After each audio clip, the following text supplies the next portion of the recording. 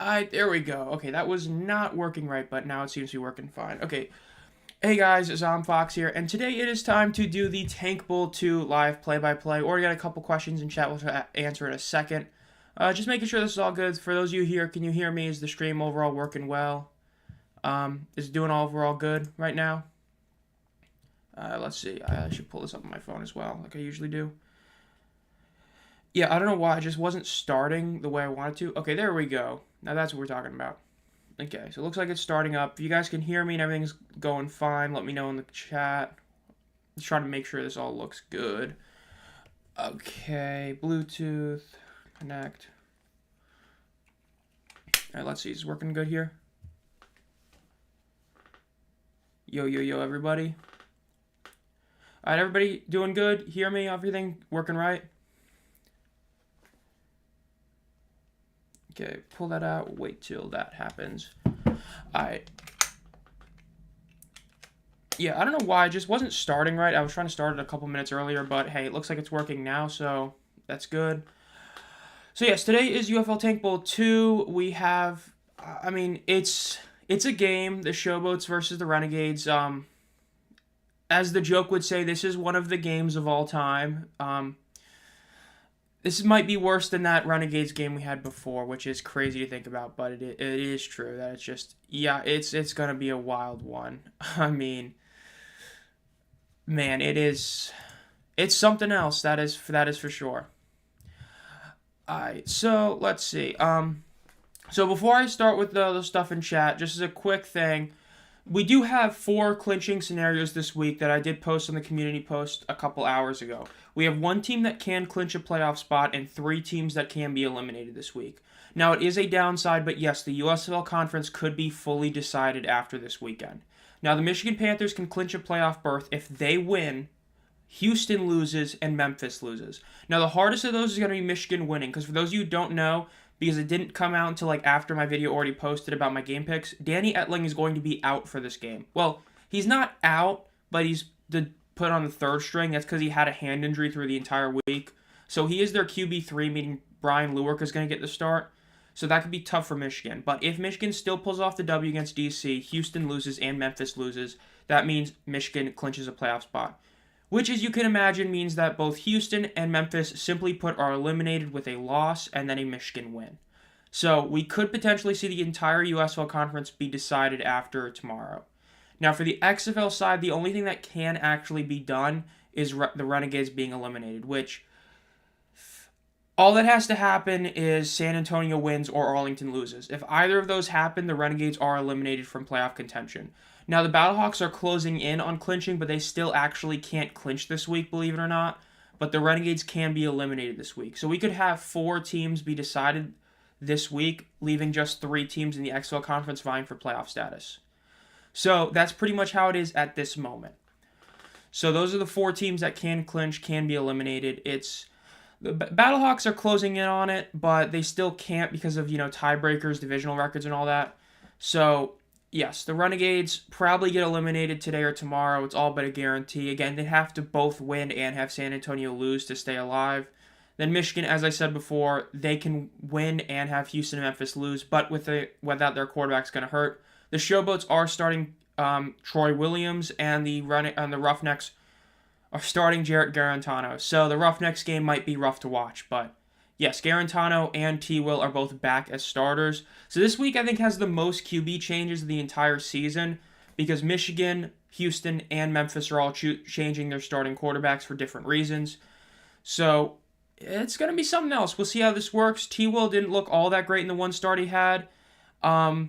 Garantano looked awful when he was starting, and we still have never seen Lewerke start, even though he's been with the Panthers for a bit, so we'll see. Alright, so looking at chat real quick. Oh yeah, first one here. Yep, Adam beat everybody here to it. Question for me, which I'll answer in a second. I know this is off topic, but they opened up an extra end zone section, which is amazing. I also saw, Michael, that I'm pretty sure they did open a couple away side sections. Now, that's the big one. I'm pretty sure I remember seeing that, which is a really cool thing they actually did. Michigan is rolling out QBs for sure. Yeah, the injury to Etling is like a hand injury, so it really sucks for him, but it is what it is. So yeah, yo minute, greatest game, dare I say, next game. All right, so this is a question I honestly expected to get during the Q&A I did. Tim Gendron asked why the name Zomb Phox. Honestly, it's kind of simple. So originally, I was, when I was a younger lad, I'll say, you always grow up with that, idea of, you want to be a gaming YouTuber kind of thing, and, you always get your internet name. And the two things I always played, and still, well, not as much now, but still played all the time, were Call of Duty Zombies, which I'm assuming about 95% of you have played at least one time. And I know 100% of you have heard of Pokemon, which I played that a ton when I was younger. And even now, it's kind of an on and off thing. I'll play it every once in a while. So the name basically comes from those. Call of Duty Zombies, Zom, and then Fox from my favorite Pokemon, Delphox. That's just kind of how the name went, and I've just kind of stuck with it for God, it's got to be 9 years I've been rocking that name online. So, I mean, it's kind of what I've had, so that's kind of how that name came to be. So, yeah, the game is going to start in about 11 minutes. We are watching the Tank Bowl II. And then, naturally, after the Tank Bowl II, you have the heavyweight matchup between the Stallions and the Battlehawks, which is just hilarious to me that we're going from two of the worst teams in the league to the two best teams, but it is going to be something else.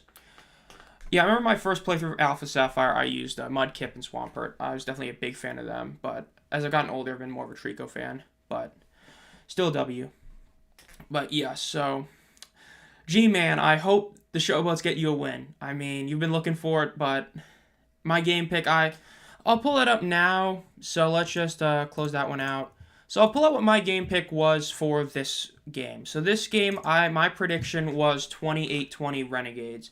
Now this was also before the Case Cookus, was benched, but even then I still think they're both basically the same at this point because of how bad that O-line is. So I think the Renegades personally do win this game 28-20, but I mean the Renegades still haven't ever won a game, so that might be asking for a lot. They are playing at home. It's going to be wild to see. I do think this is going to be a fun game, though. It's going to be a close one. We did see the Roughnecks game, against the Renegades. Ended up being a pretty, fun game. It was still insanely whack, but it was still fun. So, okay, that's not the right browser. Okay, there you go. So, yes, the kickoff will be in a little bit. We are just about 10 minutes away. And so, again, this is a wild game. It really is. It's not Case's fault that DiFilippo has failed to address the offensive line. Yeah, just to, this is a spoiler for in 2 months when this video will come out because it's not going to come out till after the season. But I am going to be doing a top 5 disappointment video on the UFL season, which is overall the league. So it's anything goes, a team's attendance, a player performance, a team as a whole. Coaching's going to be on that. There's been a lot of disappointments in coaching this season. I was expecting the coaching to be the best we've seen in spring football, and instead I would say that it was worse than 2023's USFL, arguably. Because with the Showboats, for example, the fact that DiFilippo and their GM never really addressed the offensive line is a really damning testament to how quote-unquote good they are at running the team. The fact is that they just kind of kept it the same. They never really changed it, despite the fact that it never got better. And to this point, it still is a terrible unit, and they haven't really done anything to fix it, aside from, benching Cookus to protect him. But if you want to protect him, go sign somebody. It'd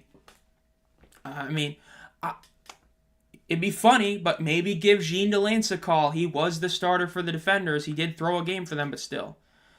So, the 2023 USFL, I think, is the peak for coaching. The fact is that Curtis Johnson looked a lot more competent in 2023. DiFilippo looked really, really good in 2023. Hell, even Todd Haley's job that he did in 2023 is a hell of a lot better than a lot of the coaches have done this year. So, coaching will be on that top 5 disappointments list that comes out probably in early July, late June. So, that's one spoiler. Coaching will definitely be on it. Because I would say, honestly speaking, the only coaches that to me have not been a disappointment at all would be Skip, Nolan, and Becht. Those are the only 3. Wade Phillips has done an overall good job. We've seen the past couple weeks that him and AJ have done some very questionable play calling and decisions. We've talked about Reggie Barlow time and time again and how many awful decisions he's made. Winning close games, part of that's on coaching. And speaking of the Renegades, Stoops has not done a good job at winning close games. So I would say you've really only had 3 coaches that have actually lived up to or exceeded the hype they had. Everybody else has either been a bit worse to, like Curtis Johnson, just awful. So, yeah, we'll see how the rest of the season goes. Delance would make the D tackle slippery from a spit. No thanks. True. I mean, it's just like, at this point, I mean, the Showboats, to me, they kind of threw away their season. When at week 4, your O-line is still god-awful and you don't make a move, that's when you basically threw in the towel. Like, the Showboats threw in the towel this season, and you hate to see it. Because the Roughnecks, I wouldn't even say threw in the towel. They just weren't good enough. But the Showboats threw in the towel. They gave up. If they win this game today, it'll be a cool thing for the Showboats. But at the end of the day, they're gonna have to win basically every single game the rest of the season and have Michigan lose all the rest of the games this season to actually make the playoffs, which I don't think is happening. Yeah, dude, if the Renegades lose, that'd be hilarious. If the Renegades lose this game, that's just...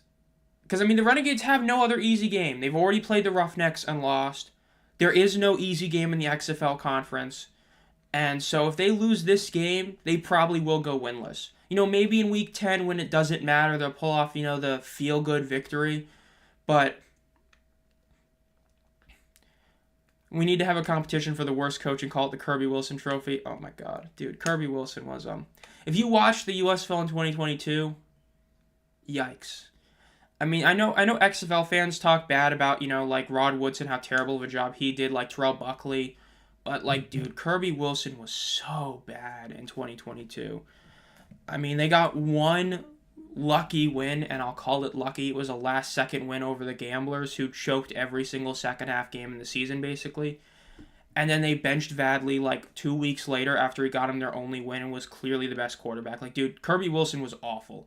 I mean, there's not even, like, a saving grace of, like, well, you know, there was this issue. No, he just sucked as a coach. I mean... Let's see. We have the banner. We have a banner saying best offense in the league for the worst team.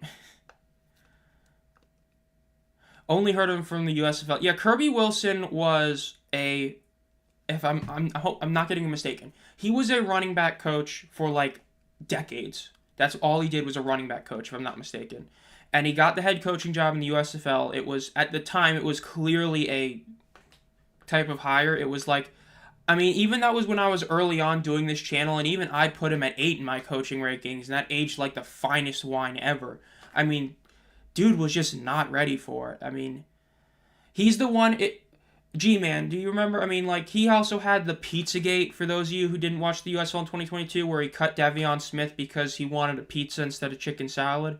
Which, yes, true story. That was on, you know, United by Football. So that's the same guy that did that. I think it was like Freedom 68 or something. Was like that run play he would do all the time that, like, never worked.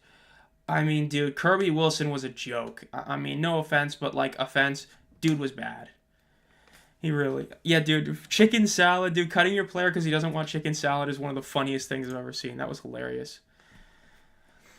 So what coaches do you think leave after the season? Well, I'm going to be very interested to see if the league decides to, because naturally they won't say it publicly, but I think a lot of people agree that, like, Kirby Wilson was basically told, hey, can you please leave after 2022?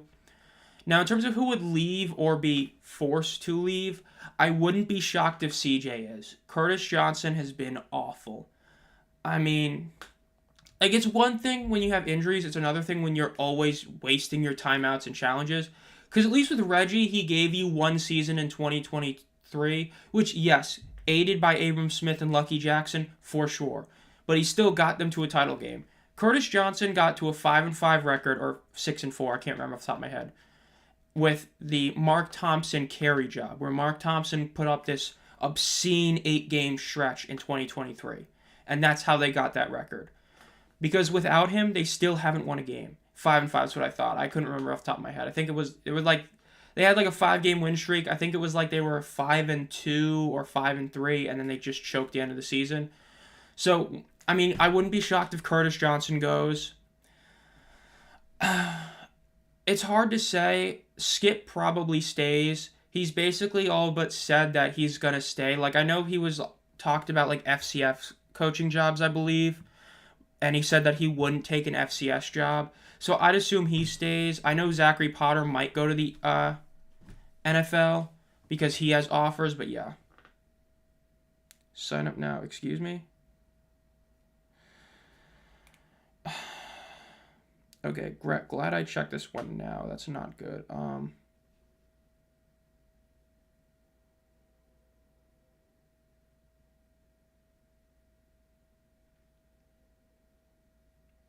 I forgot I'm on ESPN. I'm an idiot. I looked at the wrong thing.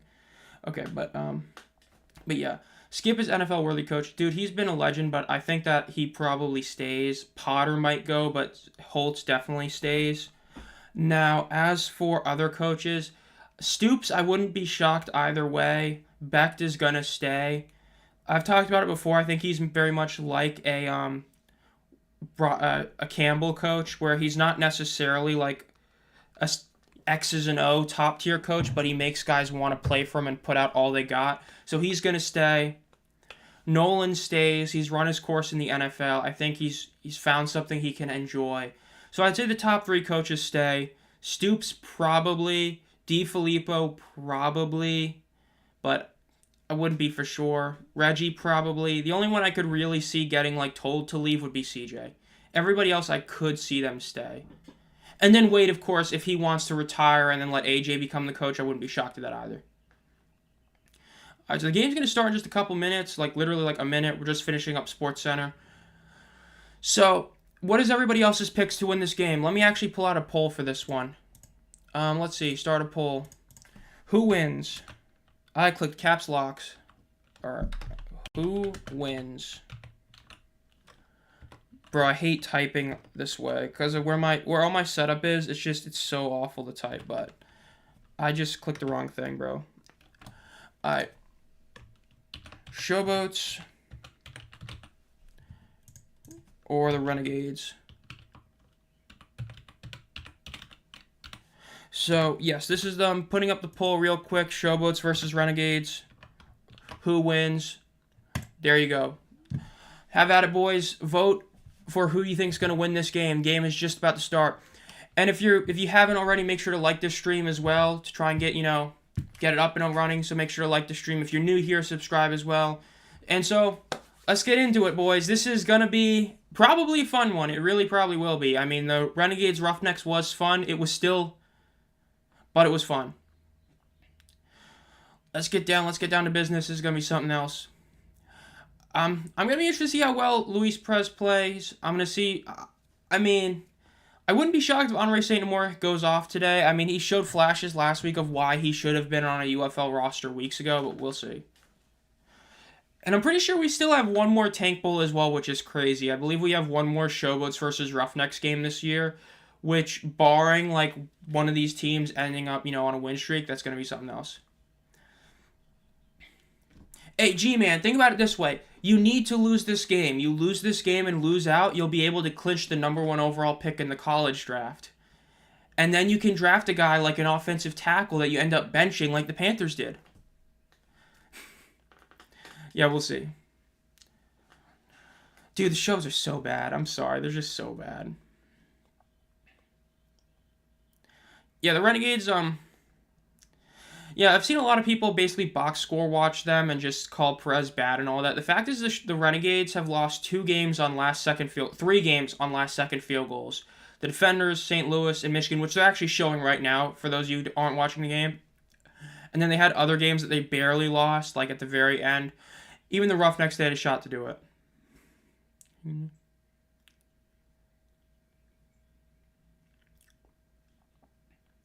Good old Michigan, bro. That was wild. For those of you who didn't watch the week review, that game with Michigan and the Renegades had a 1.5 million peak viewership heading into that Jake Bates final kick.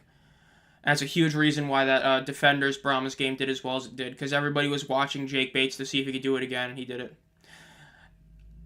But will the crowd be better than the Memphis home game last time? Will we see over 6,000 people here? Or will the official attendance be over 6,000 people? That's what we want to see.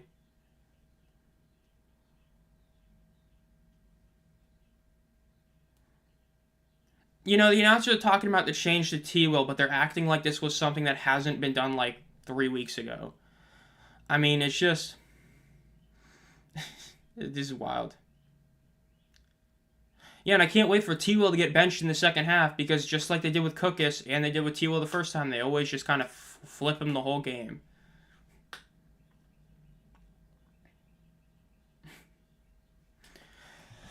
Man, yeah, this is going to be something else. This really is. So, still, doing all the pregame stuff, but in terms of the game, it's going to be something else. I mean, so far, it seems that most people think the Renegades are going to win, but it's not by a wide margin, but it is still by a margin, so that's something to see right there. Which, I'm not shocked at. I think the Renegades win this too, but I wouldn't be shocked if the Showboats do pull it off. Dude, the Renegades have choked every game they should have won, so, I wouldn't be shocked if they end up winning somehow. Or choking. Won the toss. There is no toss. The home team gets the pick, bro. Okay. The Renegades are going to... Let's see. The Showboats are kicking off. The Renegades are going to get the ball. Spring fever, baby. Dude, second Tank Bowl this season, and we get one more Tank Bowl as well. That's crazy that we're going to have 3 Tank Bowls this season. Because, last year's USFL, there really wasn't a Tank Bowl because at the end of the day, every North Division team was vying for a playoff spot somehow. So, and there was no bad team. And even the XFL, you had a couple, but this is wild. All right, let's see what happens on the kickoff. All right, game is about to kick off, and once Coughlin kicks this ball. Ball's kicked off. Renegades will get the ball. Let's see. They start the return at 15. They get to 20, the 30. Cuts a bit. 35. Keeps cutting at the 40. 45. 45-yard. Yep, nice return. Renegades will get the ball at the 45-yard line. Their 45-yard line. Great return right there. It's time for Luis Perez, baby. Let's see what he pulls off. If you haven't already, make sure to vote on who will win this game, the Renegades or the Showboats.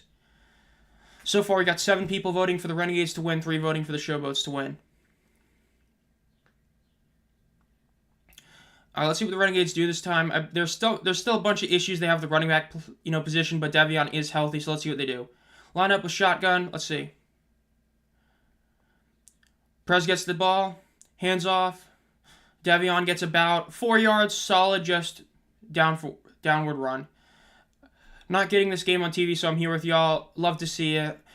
Yeah, this is one of the ESPN games. I'm pretty sure next week, sadly for you, Tim, I think almost every game next week is on ESPN, if I believe. Okay, it's not that bad. No, this week is. That's right. Yeah, both games tomorrow on ESPN, sadly, for those who do not have cable or Sling like that. But, hey, the Battlehawk Stallions is on Fox, and that's what matters at 4 o'clock. All right, Luis Perez hands the ball off again. Another really solid run. About a 4 or 5 yard run. It's going to be 3rd and 2. 3rd and 2, 3rd and 1.5. Really solid run. Now, just run it again. This is one of those things, if you're able to just keep running the ball, you should just keep churning it. Until the opposing team can stop you, there's no reason you shouldn't, unless you're on a 2nd and 4-ish. Then you can do a PA and do a real good deep shot and have a shot at a TD. But at this position, I would run it again. Let's see what they do. Lindsey Scott is in at QB. Now, that changed the dynamic a bit, but let's see. A little bit of motion. Ball snapped. Hands the ball off. Smith gets about 1.5 yards. It's going to be very close. He might just barely get it on forward progress. They're going to call it a first down on the field. That was a very, very close one, but he is going to get the first down. Good old Lindsey Scott Jr. Hindsight, I'll talk about it more in the commercial break. I'll talk about that, but... Yep, that extra effort at the end gave him the first down. So 1st and 10 at about the 44-yard line of the Showboats for the Renegades. All right, they're lining up at 5 wide. Prez in the backfield. Prez does a quick pass to the inside left, and it's about a 6-7 yard gain right there. Solid quick pass. That's a solid play from 5 wide like there.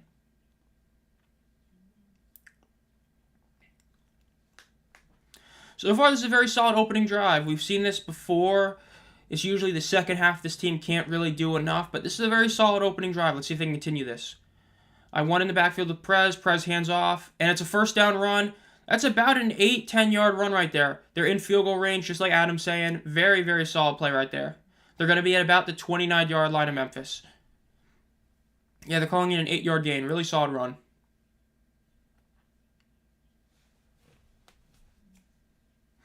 That's a solid run right there. I mean, this is what you want to do. If you're able to just keep running the ball, just keep doing it, do a pass over here and there to, keep them in check. This is really solid so far. All right, let's see.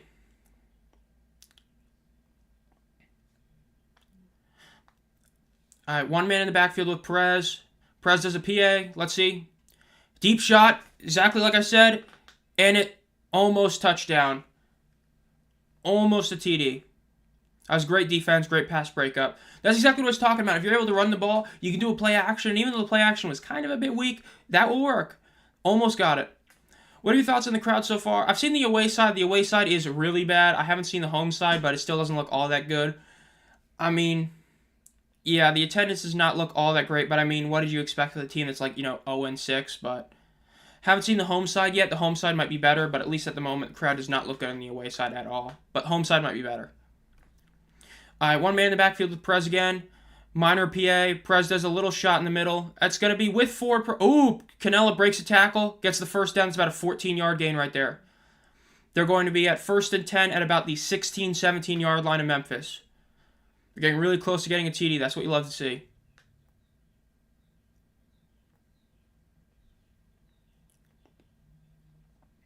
And that's a great run by Canella right there. Great yard after catch. Again, another minor PA. Quick pass to Canella, about a 6-yard gain. That's going to be at exactly-ish the 10-yard line. Going to be about 2nd and 4.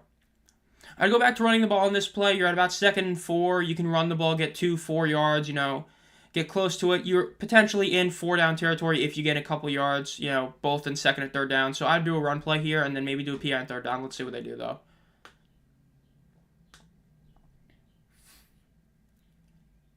Arlington's still in the huddle. Saw the home side. It looks worse. You hate to see that. But, I mean, hopefully it's not as bad as Memphis. If it's just not as bad as Memphis, that's what you love to see.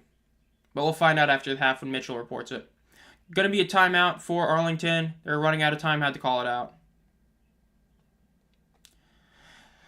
Yeah, that's a big mistake by Arlington right there. They're going to have to waste one of their timeouts very early. It would have been 2nd and 9. I mean, you were gaining pretty decent chunks, both running and passing the ball. I get you want to get a first drive touchdown, but honestly, I might have just taken the 5 yards there. All you've done is get first downs basically in 2 plays anyway, so 2 plays to get a first down from 2nd and 9. I think it would have been worth it to just take the delay of game there and save the timeout. I mean, so yeah. Yeah, I mean, that's another thing we'll talk about, in the disappointment video later, but the parity has been really bad in the league this year. I mean, we basically assumed at about what would you guys say, week 3, week 4, we kind of got that feeling that we already know which teams are good or bad. About week 4, we knew that the Stallions were great, the Battlehawks were really good, the Brahmas, they fell off once Garbers got hurt, but are still a good team. I mean, you've got basically 3 tiers of teams. You've got Birmingham and St. Louis, you've got DC, San Antonio, and Michigan, and then you've got the Roughnecks, Renegades, and Showboats. So, I mean,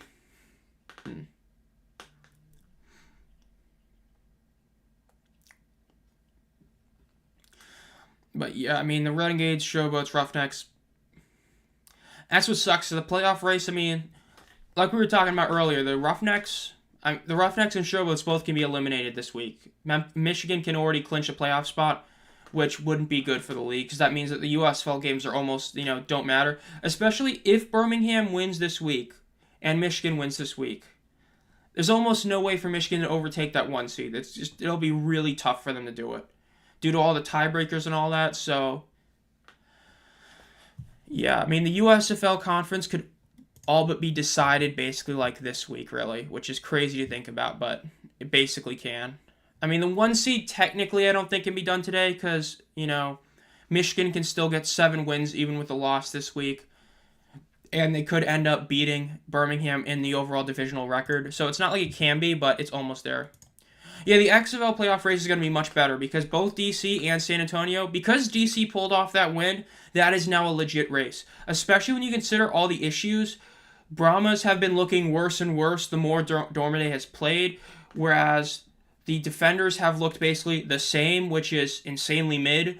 But going against a Michigan team that's now having to play their third-string quarterback in Brian Lewerke, DC could pull off a win, Houston could pull off an upset over San Antonio, and then just like that, DC would be right there, which would be crazy.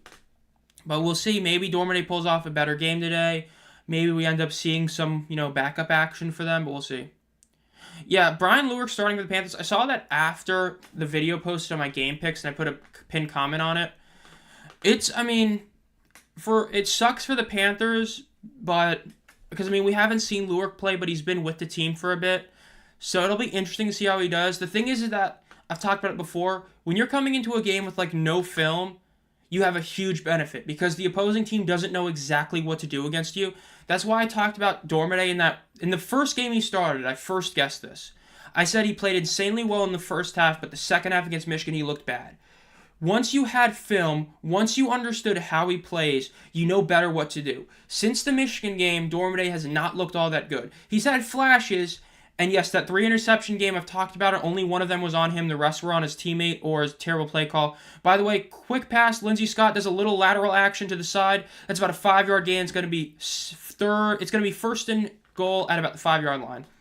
But I honestly wouldn't be shocked if Lewerke goes off. Because of the fact that this is his first time really starting in a big league, I wouldn't be shocked to see him actually pull off a really good game because of the lack of film on him. So I think that there is a shot that he can win it for the Panthers, but if he has to start next week as well, then I'd start to worry as a Panthers fan. They're 5 yards away from the end zone. This is basically a must-get-a-TD territory. There's almost no excuse to not come up with a touchdown. You're able to run the ball. They're going to be at the 6-yard line, but still. A little bit of motion in front of the line. Let's see. Prez drops back. Prez throws a screen to Smith. Not even a screen, just took the short to the right. Did not work. They ended up losing about 2 yards. Like the Josh Dobbs Cardinals. Yeah, and I know the Spring League isn't really considered professional football either because I know, technically this is Lewerke's first professional start. Because the Spring League it's why I don't consider the Spring League to be a spring football league because it very much was its own little minor thingy. So, yeah. The original XFL, the 2001 one with, the LA Extreme, I know that league was really wild. He hate me, classic. Pass in the middle, touchdowns to Canella. That's what we love to see. Really solid TD right there. Great pass by Scott. Just a quick shot right to him. Love to see it. 6-0. Arlington has the lead. 8 minutes, 44 seconds left in the first quarter.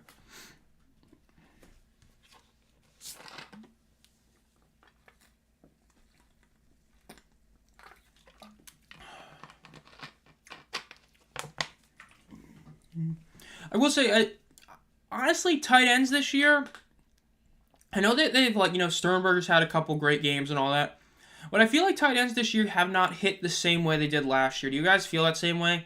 With the USFL, every week it was, Sage and it was Jace, and then the XFL it was Sal and it was Cody, but this year just doesn't seem like the same. Yeah, He Hate Me is a classic right there. Or Big Daddy 69, that was another classic. Drops back to pass in the 2-point conversion. Really high pass, great catch. It is complete 8-0, Arlington over Memphis. Yeah, the TSL teams were, the whole Spring League was definitely its own weird thing. So, that's why I don't really count it as a whole spring football league. It was just kind of its own thing. I'm already about to clock out. Bro, at least give the offense a chance. There's almost no way it can be as bad as the Birmingham game last week. You know what I mean, G-Man? There's no way it's that bad like it was against Birmingham last week.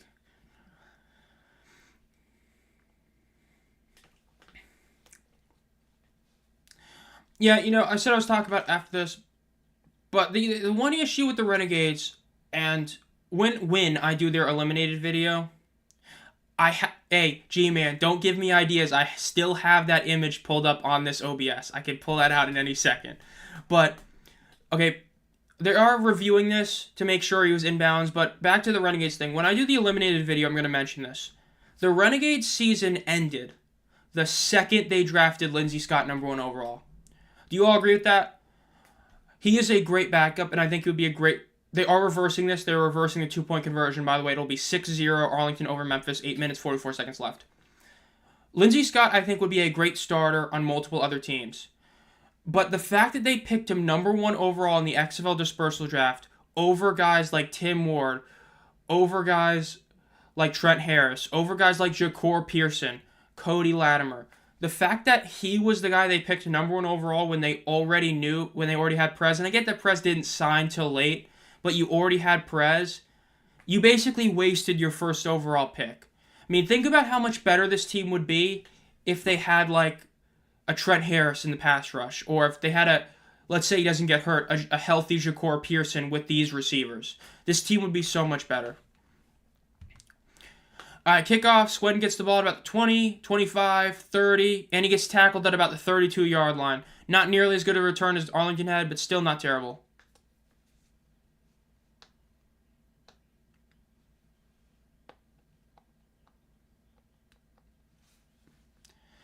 Let's see what this Memphis team can do today. I mean, T-Will is really... I mean, he only got the one start, but he's played in almost all of these games pretty much. It's going to be interesting to see what he does with this team right now today against this Arlington defense that has kind of been makeshift a little bit, but we'll see. Alright, so before I close the poll... I'll close the poll now that we've actually had some scores. So the final poll had about 62% of people voting for the Renegades and 38% of people voting for the Showboats to win. Alright, snap. Fake the handoff. T-Will throws to the right. Solid play right there. It's going to be about a 10, 15-yard gain right there.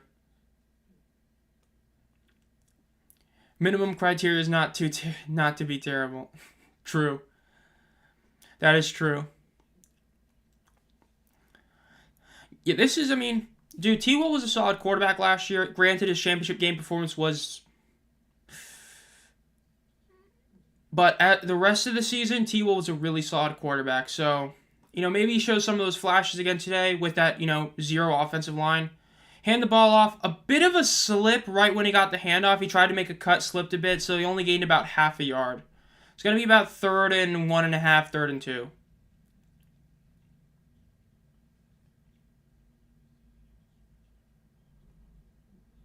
The switch to Troy Williams for the second time, again, they keep mentioning it. Like, yes, it was partly because of injury, but they still did switch to T-Will. And switch to him in-game, 4 times this year. Looking at the home side, the attendance probably will be about the same, if not probably better than Memphis. I just have that feeling, but we'll see.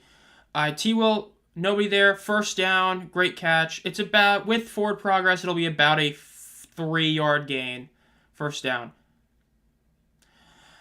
I agree that they should. It's just the issue of, can they with that O-line? That's been the issue, because Victor did get better after his poor start. But, at the end of the day, it's how much can Darius really do without any offensive line? But they definitely need to do it at least somewhat to try and allow for PA, but we'll see what they do. Alright, T-Will with Darius Victor in the backfield. Snap the ball. They do hand it off to Victor. Victor gets about 4 yards right there, 5 yards. Really solid run for Victor. They're going to have the ball at about the 49-yard line, their own 49. It's going to be about 2nd and 4, 2nd and 5. Yep, 2nd and 5.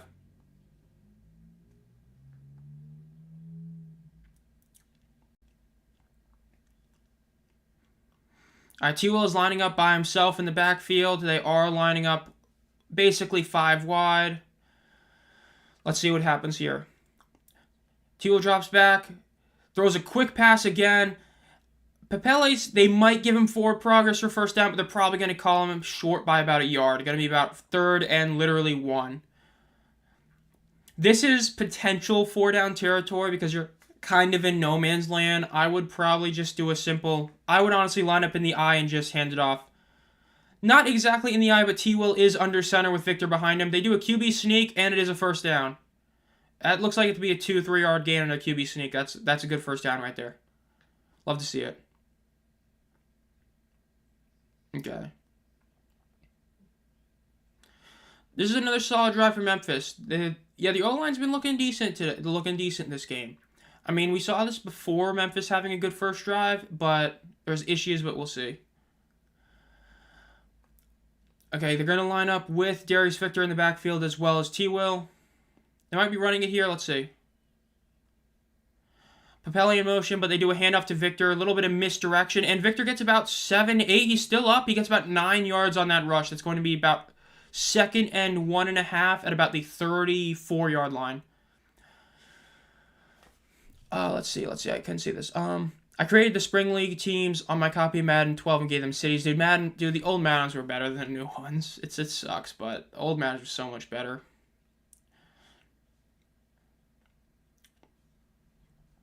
Only thing that could save this O-line is a rugby coach. Alright, well, let's see. This drive is looking good for Memphis so far. A little bit of motion. Switch Victor's side. Hand the ball off to Victor again. Victor gets... Maybe they'll give him half a yard. Maybe. It's going to be about 3rd and 2.5, 3rd and 3 again.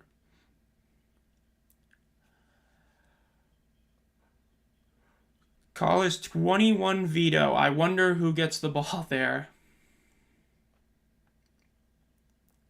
No, that looks like they may be doing something else. Let's see what they do. I don't know, maybe some PA here. Maybe do a PA, or not even a PA, just maybe do a read option play with T-Will here. Let's see. A couple of motion behind the line. Let's see. Oh, bad snap. Bad snap. Snap was too high, bounced off T-Will's hand. T-Will did recatch the ball, so that was good. But now do they kick a very long field goal? Do they do a very long 4th down attempt, or do they punt the ball? Let's see what they do.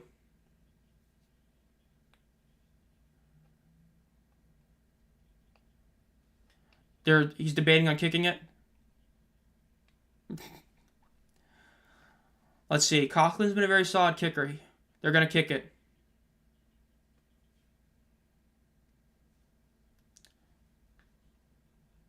Let's see what the Showboats do. They're kicking it.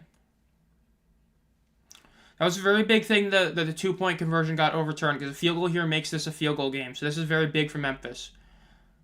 This is going to be a long kick. Let's see what it is.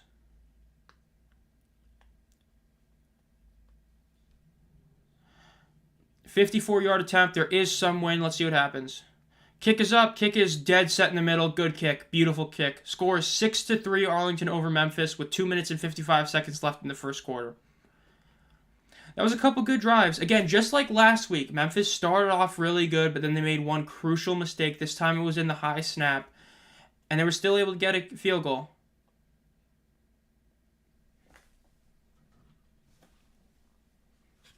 Awesome Mother's Day stuff. Love to see it.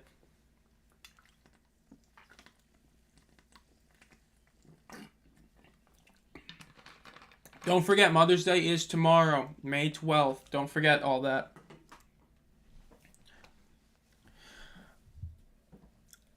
All right, so I'm going to put a poll on this in a little bit, but what is everybody's MVP picks through 6 weeks of the UFL season? Like, I'll put a poll up with who I would say are probably the top 3 candidates, but who do you guys say is the MVP so far of the league? Man, I'm sorry to hear that, Michael.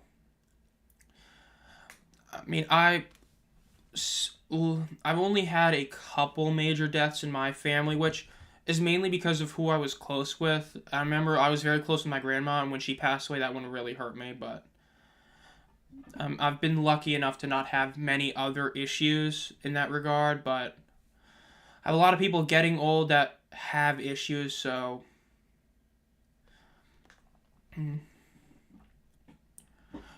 Arlington is now at 156 points against them. Oh man, I'm getting a bit hot. Alright, well, Muller's jersey's gotta go. I'm getting way too hot in this. So, time for the Panthers shirt. Gotta love to see it.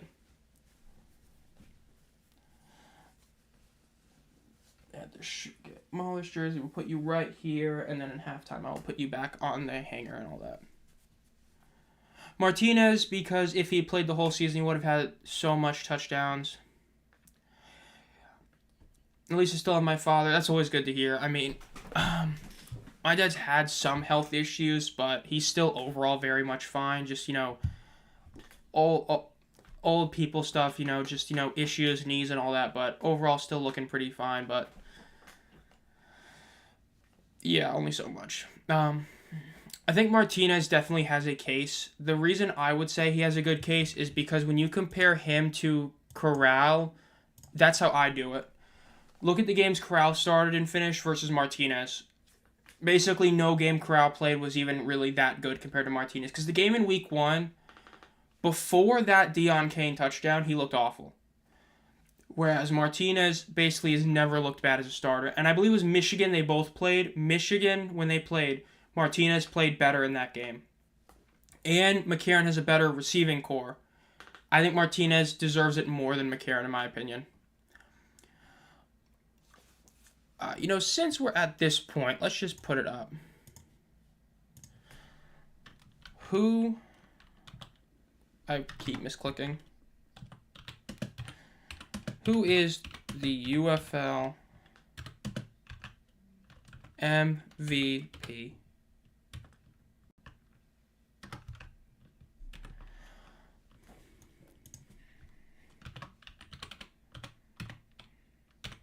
I would not circle that play as one of the reasons why you are 0-5 the last 5 games. I mean, choking a massive lead against the Brahmas when they had a bunch of penalty yards, getting blown out by every other team. Like, come on.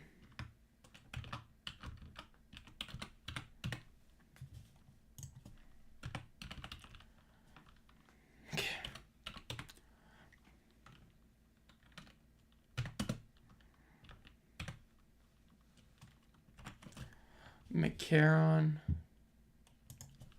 beats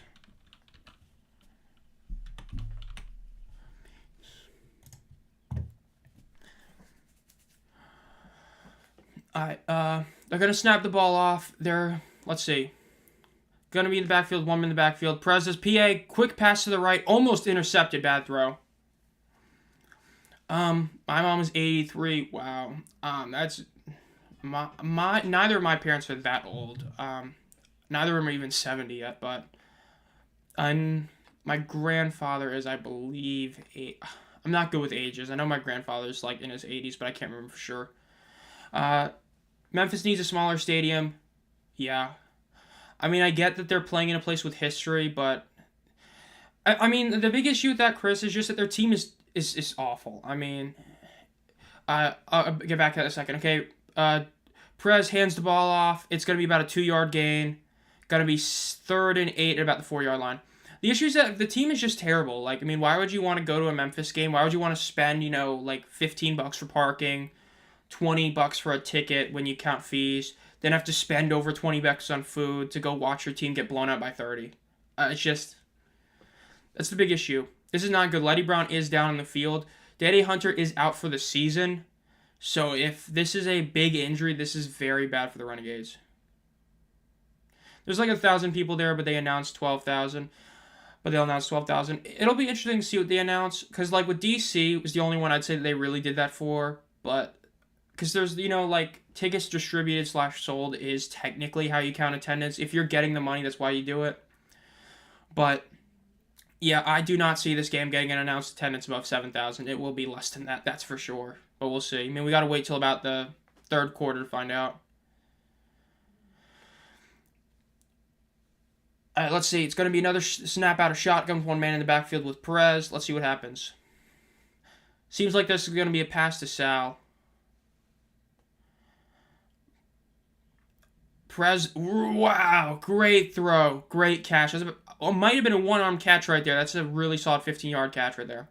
My mother was she's 40 when she died. Wow, dude, that sucks to hear. She was in her 40s. Dude, that sucks. I know somebody who was, I don't want to get this wrong, who was in his late 30s or early 40s, and like he had 2 daughters that were both less than 10 years old, and he passed away from cancer. And I remember just how awful that was for them. Perez shot to the left side, about a 13-yard gain. I mean, for all of you out there, Mother's Day is tomorrow, but always cherish the people close to you. You never know when something's going to happen. It could be something, sudden. It could be something that, you find out for a month. Always cherish the people around you that you care about. It's like they say, it's why you shouldn't ever really hold a grudge, because you never know when something's going to happen. One big play, and then Memphis defenders give up. True. All right, ball snapped, shotgun, handoff. 6-yard, 7-yard run for Devion Smith. About a 6-yard run for them. They're going to have the ball at about the 21-yard line of Arlington.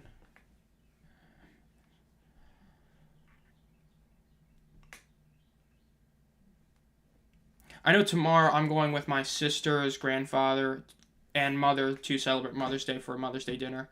What's everybody else doing for tomorrow?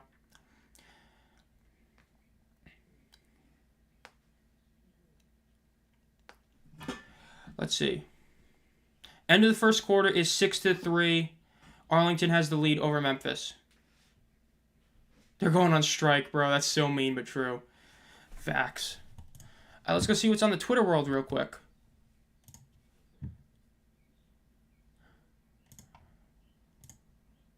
I did not mean to click that.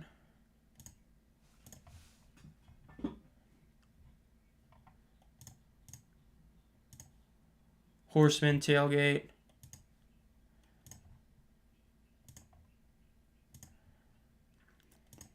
Game day for the Hurricanes. I can't wait to not watch, because I do not want to watch us get annihilated again. Yeah, I watched 2 overtime games where we lost. I'm not watching a third, so I'm not going to watch that game tonight probably. Hurricanes have just made me lose all hope. I mean, dude. I'm sorry. We probably have to let Brenda Moore go. Our power play's been awful for the past 4 years in the playoffs, and it hasn't changed at all. I'm currently just looking on, see if there's anything news or anything on Twitter real quick, and then I'll be back to chat in a second. We are currently in commercial break for the change, so yes.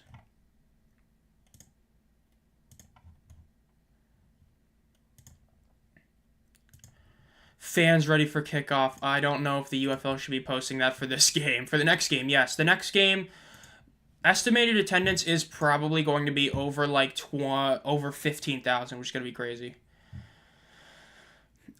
Looked like he survived the ground, big gain. One big play, Memphis gives up. Going to be watching the UFL. The Showgirls literally saw that in a UFL comment section. Also, I've seen that new Planets of the A movie. I will have to watch that eventually. Not as bad as the Isles power play. Dude, no, the Hurricanes against the Rangers done literally nothing. I forgot to mention, I did put out a poll for the UFL MVP, which is a 3-person vote with Martinez, McCarron, and Jake Bates. I'm going to be honest. Maybe it's a bit biased. I think Jake Bates is the MVP so far. The Panthers quite literally would not have 2 of their wins without him, and he has been a huge reason why they have won other games. When you have that guy in your back pocket, I mean, if I'm not mistaken, correct me if I'm wrong, I don't think any kicker in the league has kicked a 60-yard field goal and made it, except Jake Bates, who's done it 3 times. And he's attempted 4, but he's made 3 of them. So, I mean, kind of crazy. The Stallions opened up all the end zones, and I do believe they did open up a couple of the away side sections as well, which was really big to see. I mean, hey, Mark Mosley won the MVP in the NFL, for those of you who didn't know. He may have been a strike year, but very similar to this, a shorter season, made a lot of key kicks, did his job. Again, the game not tonight, but after this, between the Stallions and Battlehawks will be an MVP eliminator type game. I wouldn't be shocked if, let's say, Martinez beats McCarron, he plays far better. Then Martinez chokes the next couple weeks, McCarron plays solid, but then Bates continues what he's doing. Bates is MVP. All right, let's see. They're lining up with 2 guys in the backfield with Scott. A little bit of misdirection. Scott's going to keep the ball, and it's a bad play. They lose about 7 yards there. This is a Tank Bowl score. I mean, Arlington scored a opening drive touchdown. Memphis got an opening drive field goal due to a completely muffed fumble or snap, and then that's it. Sure, I mean, if a kicker kicks 2 game-winning field goals in one season, of a 10-game season, that means 20% of the wins are because of the kicker. Yeah, I mean, like, if you're going to put Lindsey in, and I've said this before, put him in for a drive, because when you do these one-play things, they're always expecting you to run it. Because that's the whole point of you putting in a quarterback for one play. Perez drops back. He's running up a little bit. He's scrambling. He's running, scrambling, passing the ball deep down. Touchdown. Javonte Payton with a touchdown in the corner of the end zone. It is 12-3 with 14 minutes and 11 seconds left in the half. Now that's a big play right there.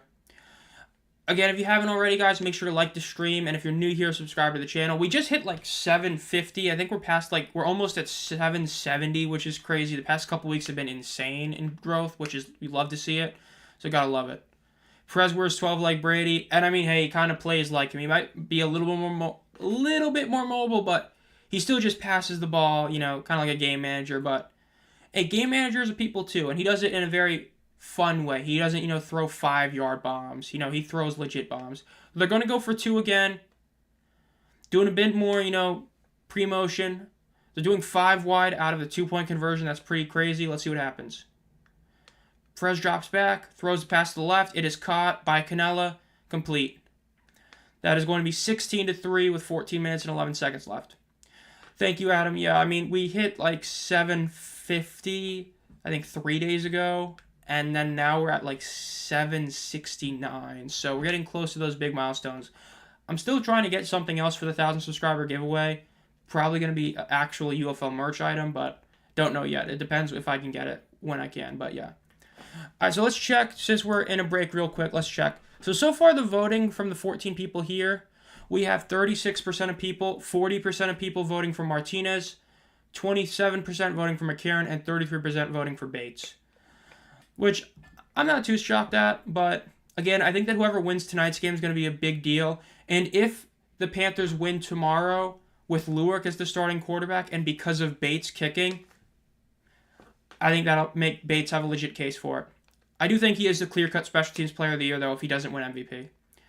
Thank you, Michael, for that as well. Yeah, I mean, the expansion videos I knew would do well, but I did not expect the positive reception I got for them. I was expecting a lot of people to complain about expansion videos, but overall it was really solid from what people said, so I was very, very happy with that, and I'm glad they did well, which love to see it. But this next week, we're going to have another Tank Bowl video coming out, about this Tank Bowl that we're all watching, because this is something else. This game is, it's something else, that's for sure.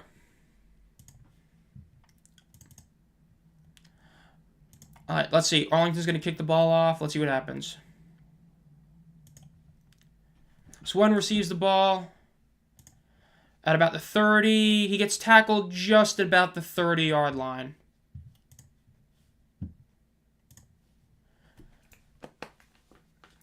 Expansion is always fun to talk about, true. Yeah, I mean, we do have another Tank Bowl as well. No, like, the Tank Bowl video will be of this Tank Bowl, just like I did the last one where I did the Renegades Roughnecks and they made an actual video. We do have another game. We do have, let me check what week it is. Week 10, the final week of the season, is the Roughnecks versus the Showboats.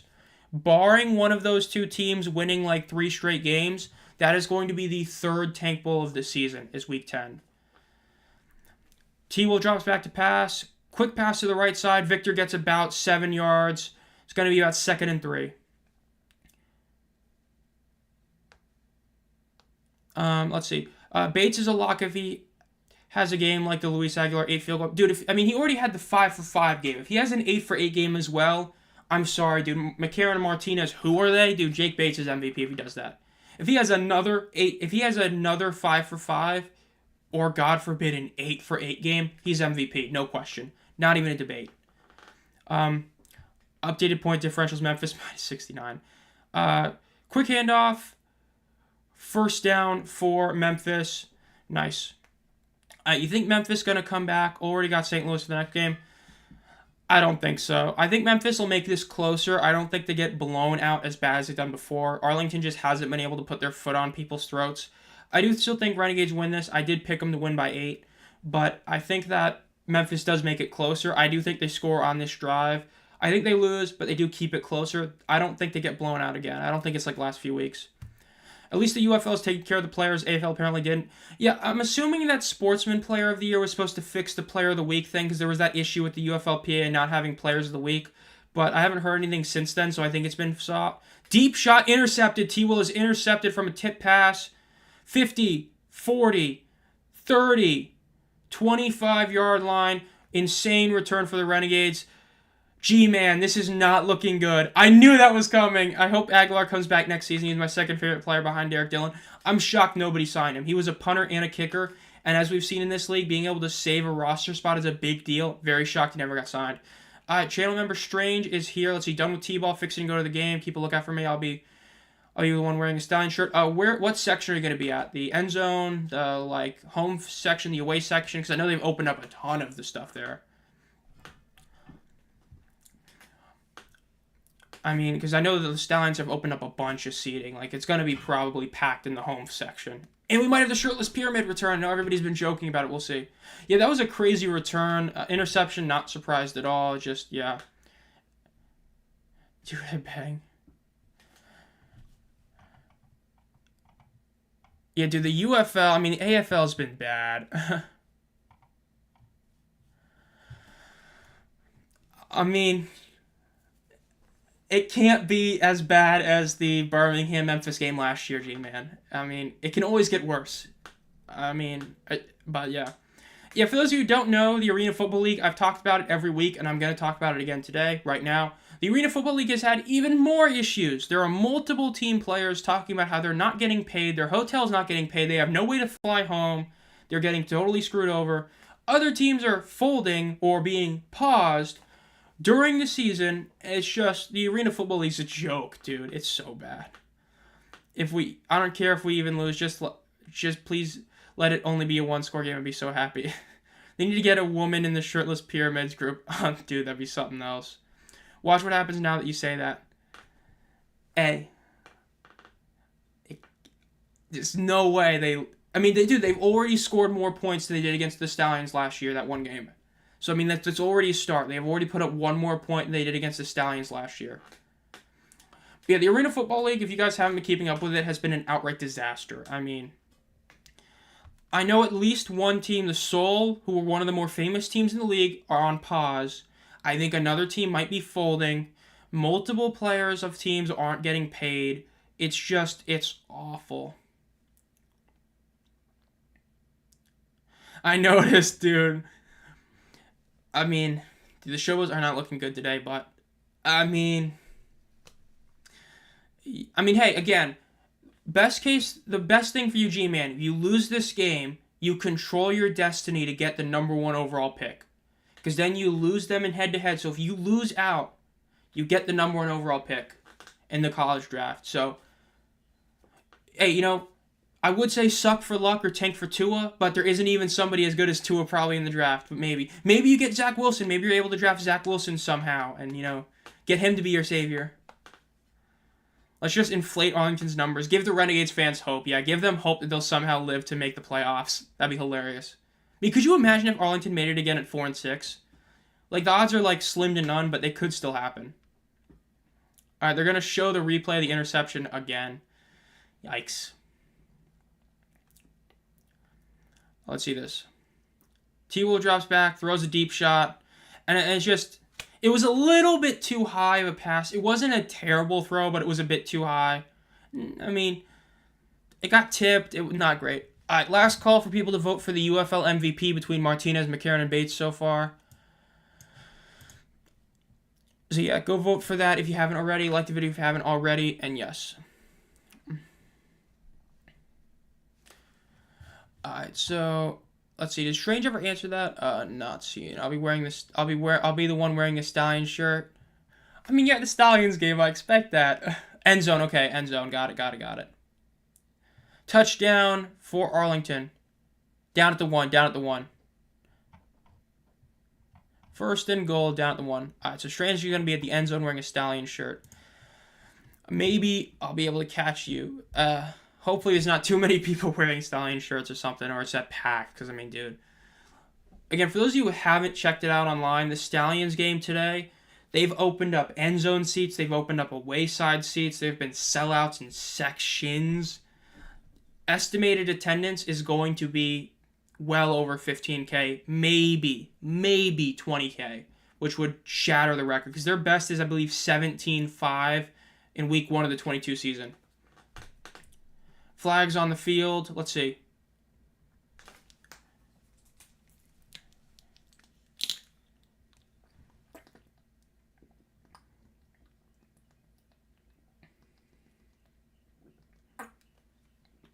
Timeout for Memphis. I'm an Iowa Hawkeyes fan. I'd rather watch that 2023 offense than this. I'd rather watch the Spencer Petras. I'd rather see the James Morgan. The James Morgan-led Maulers. Oh my God, bro! Those were dark times. Let me see. Who was even the quarterback in 2022? I can't remember because James Morgan was last year. Dude, the 2022 Maulers offense before Vadley was pitiful. That was an awful offense, dude. Just the 2022 Maulers were terrible to watch, dude. I don't know if I'd rather watch that. I'm just glad I decided to stay with the UFL and IFL. Yeah, that's a good call and not go to the AFL. I remember at one point I was hyped about the AFL return. I'm like, you know what? I'm going to go watch this league. I always talked about watching arena football, like the original Arena Football League. Then I looked at it and I was like, no. Glad I didn't. Yeah, Vadley was the only competent quarterback of that 2022 Maulers team, but I forgot who the starter was. Hand off the ball to Smith. It is a touchdown. I believe, was it Kyle Laletta? I know he played a lot. But yes, touchdown for Arlington. Arlington is up 20-3 now with 11:50 left in the clock in the second quarter. Yeah, Laletta started a lot in 2022, but I don't remember if he was the starter. I forgot who the starter was. Josh Love, that's right, Josh Love. Josh Love, I forgot about that. Yeah, and then you had Roland Rivers and end of the season as well. Basically, they had like that one game with Vadley against the Gamblers, and everything else was god-awful. Yeah, dude, I forgot about Josh Love, and I'm trying to forget about him, dude. It's just, with Michigan last year, for those who only watched the XFL, Josh Love would literally have every 4 weeks, he'd have a game that made A.J. McCarron look like a joke. And then the rest of the time, he was just total garbage. They're going to pass with Smith. Smith passes the ball for a 2-point conversion. Gotta love it. 2-point conversion from a Devion Smith pass. It is 24-3. Yeah, so Josh Love last year in the USFL, he had 2 games. He had that week 1 game and 1 game mid-season. He threw like over 70 completion percentage. It was like some like stupid like 15, 20 yards per completion. Incredible. Then every other game he started, he was horrid. He had one okay game, but I remember watching him every week. It was just, dude, the Josh Love experience is not fun. It is not fun, so not shocked that he's a third string. I am shocked that they don't have Cole Kelly. I'd honestly, I'd love to see what Cole Kelly would do with this offense, because he's like the least mobile of the 3 of the guys. It would be funny. The trick play was good. Yes, it was. Slowboats don't even want to play today. Hey, to be fair, homeless, it's still not the worst Showboats game we've ever seen. Still not the worst. It's up there so far, but it's not the worst. Being down 19 with 11 minutes left in the second quarter is crazy. Arlington is now 7-12. Imagine if the UFL got some arena team names in the UFL. True. Love will never look as bad as he with the Maulers in 2022. Memphis should sign Paxton. Hey, you know what? Paxton Lynch went off against the Maulers in that Week 10 game. He had 1 game. He was incredible. No, they decided to bench Case for this game. They decided to bench him. This was not last time where they benched him, where it was for injury. They just straight up benched him this week for T-Will. All right, let's see. Being down 19 with 11 minutes left is crazy. Give me 1 second. I'm looking something up. Showboats versus... I'm trying to remember something that I saw before. No, I did not click on that. I clicked the wrong thing, didn't I? Yes, I did.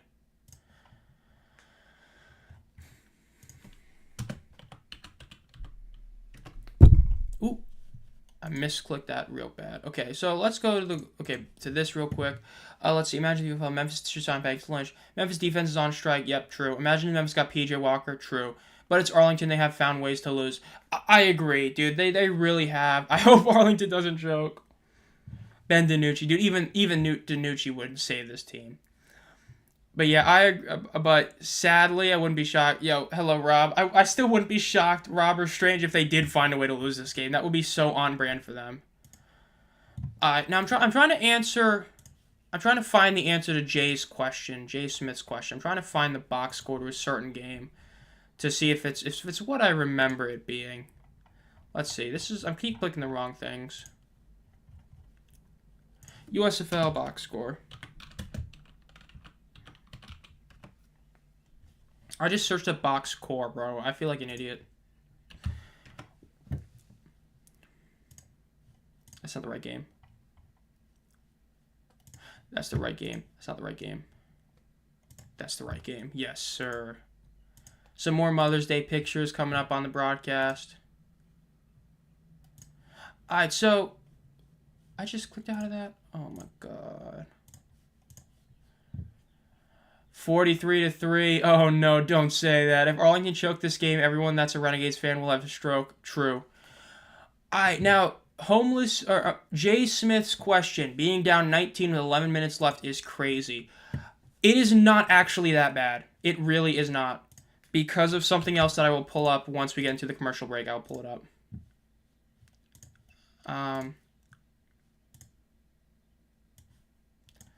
Yep. Kickoff. Renegades are kicking the ball off. Let's see what happens.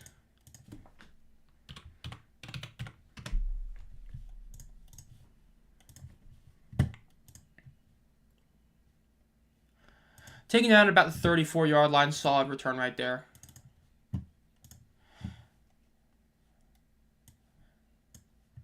Alright, real quick, let's just show this. So to answer your question, Jay Smith, this is crazier. This is a crazier score. Right here. This was last year's Week 2 game between the Stallions and Showboats. At the half, it was 21-0. Then, in the third quarter, it was even worse. This is the single worst game in spring football history in terms of blowout. Do you miss him? I think people do. I was at the first OT game with the Panthers Breakers that first year. Not a lot of people there. Ugh, true. Maybe Memphis will move to Canton if that FedEx guys want to invest in the team with the attendance problem. The most infamous score of all time. True. Yeah, Jeff forgot about that. Yeah, this was bad. And this wasn't even the only blowout. That's the worst part. See, G-Man is a real fan because he's a fan after what they did to him last year. Because that wasn't even the only game. It was like one of the last games of the season as well. They played the Breakers, and they had a game that was almost that bad as well. And they should have, and they needed that game to win to be in the playoff race. And they got beat like 31-3. So, I mean, he's a real one. He's a real fan. He's sticking with a team that's just terrible. T-Will drops back to pass. T-Will runs up the middle. He's going to scramble. He's running for it. Gets about 6, gets about 7, gets about 8 yards. Really solid run right there. It's going to be at about the 44-yard line right there. Yeah, 31-3 against the Breakers. That was really bad. So, yeah. Do you miss him? Yeah, dude. I think Showboats fans might start missing a certain guy whose, initials are T and H. I think they might be missing him. Because, that guy was able to make Cole Kelly look like a solid QB with a solid O-line and a defense that way overachieved last year, but still was solid. All right, T-Will is back by himself, lining up almost 5 wide, drops back, throws to the right side, passes dropped. It's going to be 4th and 2. This is a very big decision. I mean, it's 4th and 2. They're probably going to punt it, but at the same time, should you punt it? Stein's on upset alert. Here comes the Battlehawks. Where is the cacaw? I do not see enough cacaw from a Battlehawks fan there. But yes, the Stallions show Battlehawks game is going to be something else. I don't miss Todd Haley. Dude, you gotta love that. They are punting the ball. Hopefully they can actually stop Arlington, but we'll see. Oh, muff punt. Showboats get the ball back. Showboats get the ball. Oh my god, it's a muff punt. Showboats get the ball back at the 21-yard line, dude. No way. Oh, that is... Rob, Strange, it's happening. The Renegades are already starting to choke. Right there. There is a man on the ground so far, but Showboats have the ball. JJ's down, yikes. JJ Wilson is down.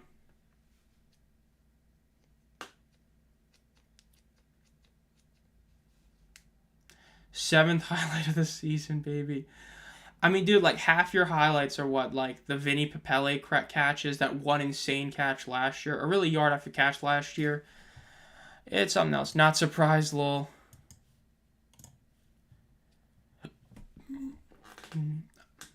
Falcons versus... Yeah, that game... I remember that one. That was a wild one. The Battle of the Choke Artist right there.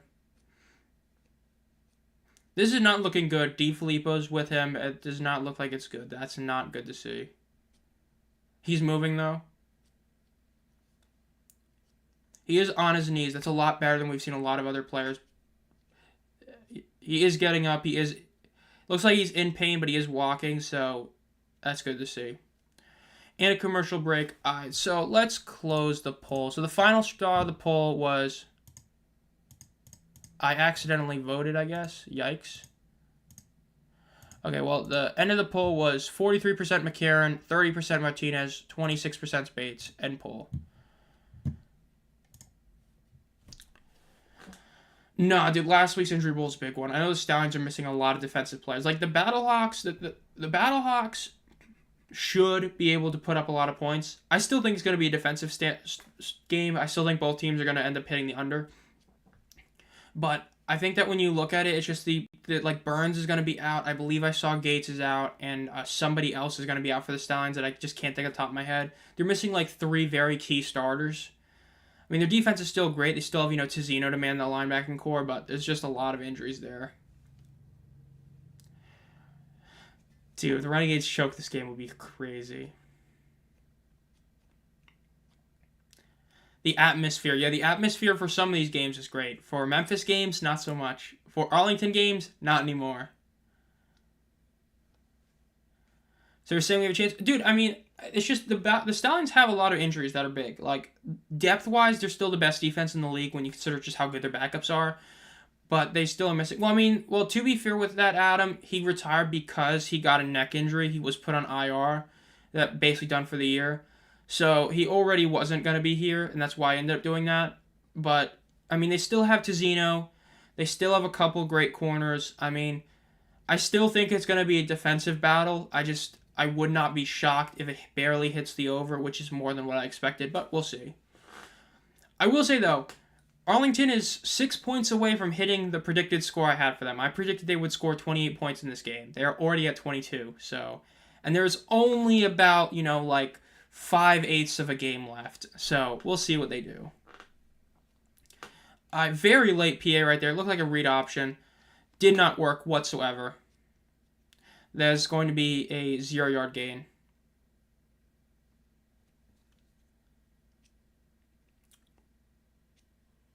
Stallions secondary gave up the longest pass play of the year. Yeah, but I mean, who actually thought Memphis would do something passing? I mean, that's like one of those, what the heck? I hope the Stallions eventually gets Channing Stribling if they ever lose another DB.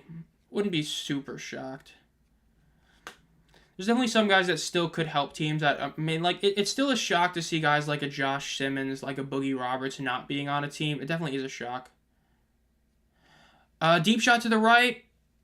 Close, but incomplete. 3rd and 10. Do you keep up with the CFL? Honestly, not really. I've watched a couple games here and there. I've just never been the biggest CFL guy. Like, I know, it was Chad Kelly had that massive, 7-8 game suspension just get named on him.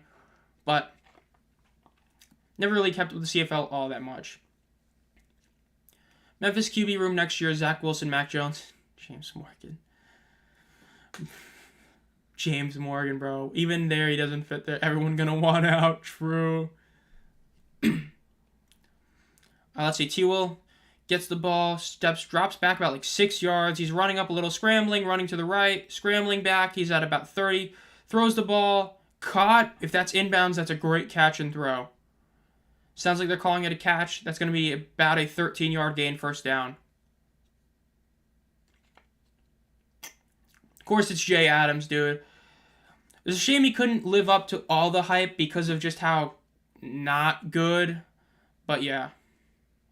Stribling was terrible when he had a cup of coffee. Yeah, the big issue with Stribling is that last year he dealt with a lot of injuries, and there was a lot of sense with the Stallions camp that the injuries were truly affecting his play. And so it wasn't too shocking to see him fall off. It's just that it was definitely injuries, because I believe he had a couple like knee injuries or something like that back in 2023, and that kind of really hurt him overall, and they're like those kind of injuries. So yeah.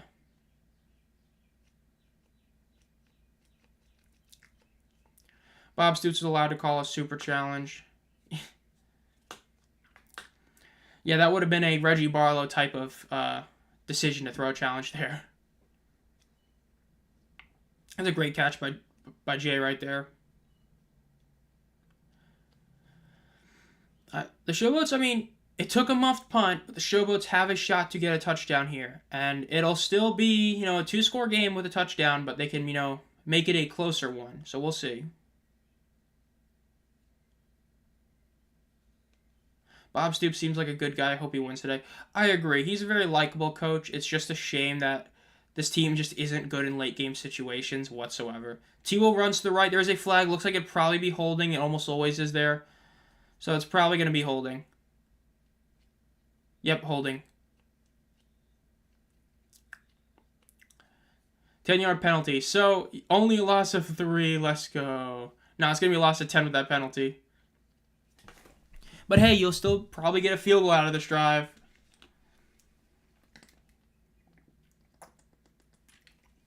Remember, stay hydrated, everybody.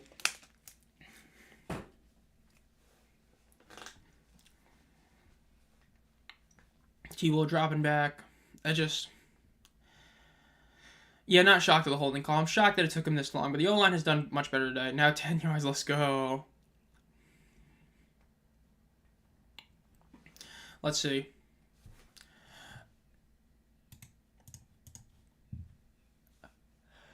I mean, T-Will is just trying to, throw the ball. He's not trying to run every play. I'm down with that.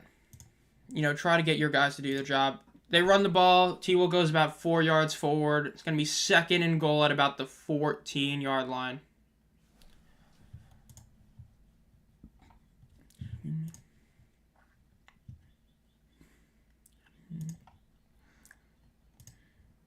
Dude, people are already starting the tailgate at Birmingham, dude. There's so many posts on Twitter already about people tailgating, both Stallions and Battlehawks fans.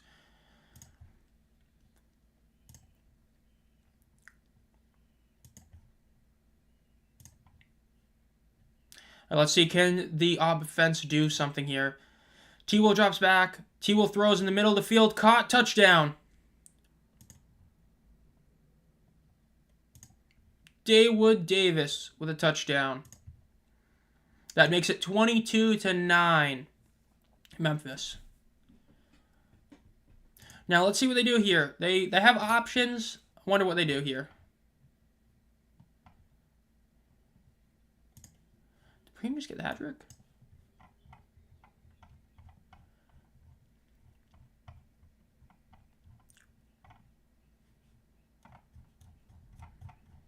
Let's see.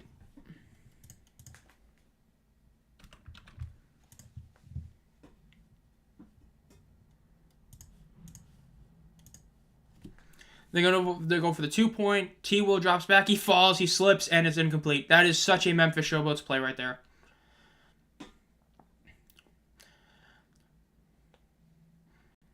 They're able to make something up. Yeah, it took a muff pump. They did something. That's for sure. I saw on Facebook Stallions fans are requesting no blue shirts. True. Papelli and Davis are the only consistent players on our team.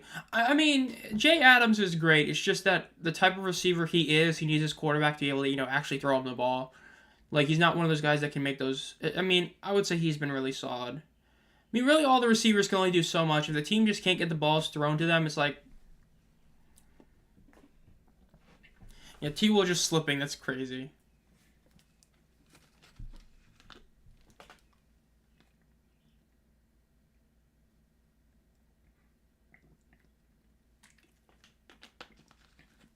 Papelli is a legend, bro.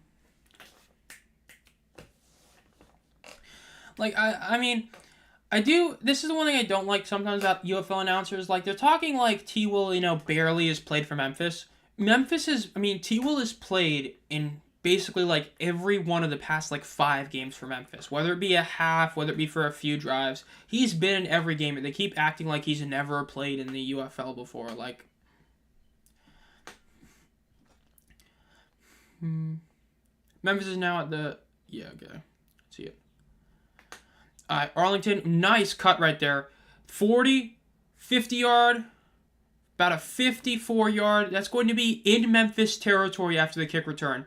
Massive return right there. And just like that, all the hope Memphis Showboats fans had is already gone.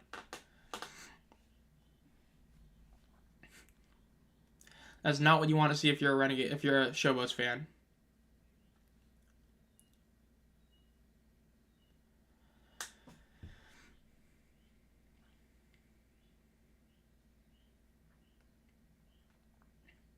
Literally brought Pitt to the championship last year. It's true. I mean, he was so much better than James Morgan. I mean, everybody seems to, talk about the defense. Yes, the defense was incredible for that Maulers defense. But Garrett Groshek, Madre London, both disappointing. T-Will is the one who led him in rushing like every week. He was great throwing the ball. He was the biggest reason why they made that whole jump, aside from Ray Horton. Great one by Sal Cannella. There was no way he should have gained any yards. He ended up gaining about 4 yards. I was hoping Memphis would convert the 2 points, so the point differential would be back to 69. True. He had the only punt return for the 2020 XFL. I mean, they only did play a few weeks. It's not like they, not shocked. Imagine Zach Wilson QBs like that go to the UFL. Darrington gets about 2 yards signing for them recently. One that a lot of people were not shocked at. Just shocked that he was still available, but yeah. Imagine Zach Wilson QBs like that go to the XFL. I mean, I wonder how guys like Zach Wilson would do, because it's not always about just the talent, which we've always seen. It'll be interesting if he were to come here, honestly. Pittsburgh was literally building a super team before the merger. I mean, dude, that defense was incredible. The Hortons were great at coaching that defense. And if they had just gotten slightly better running backs, that team would have been so much better. It's just, both Groshek and London were just disappointing. They just were.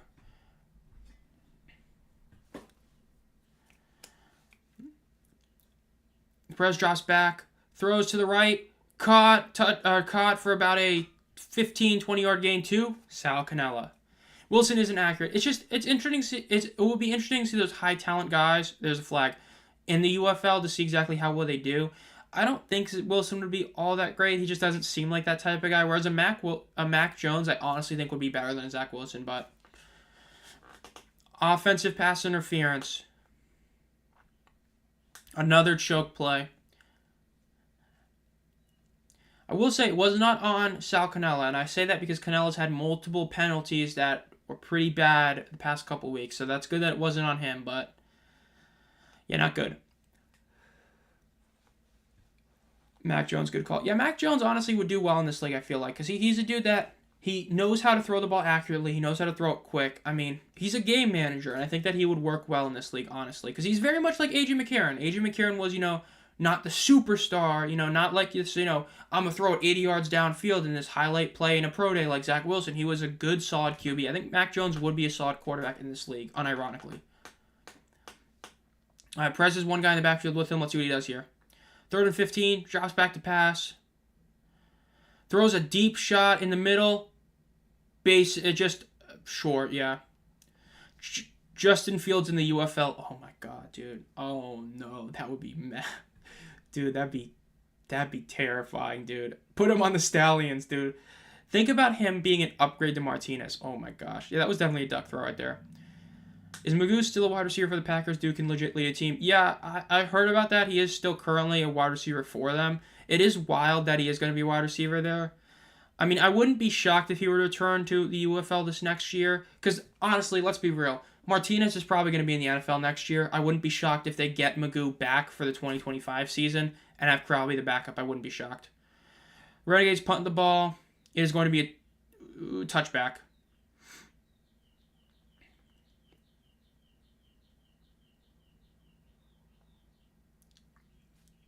Marquette King. I completely forgot he was in the league before week 1, honestly. I completely forgot he's still playing football. I just totally forgot about him. They're showing him singing, bro. Wild. I mean, he's solid, but dude, Brad Wing was really good. I mean, before the injury, last year Wadman was really great, but I mean, he's something else.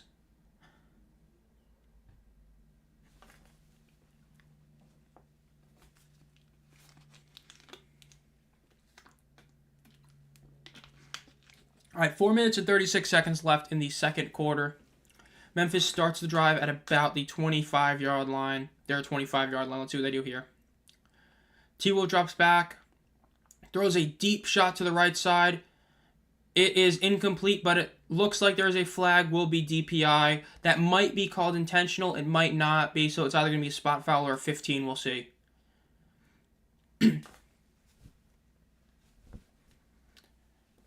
15-yard penalty. Yeah, the Renegades are choking here. This is not good for the Renegades at all.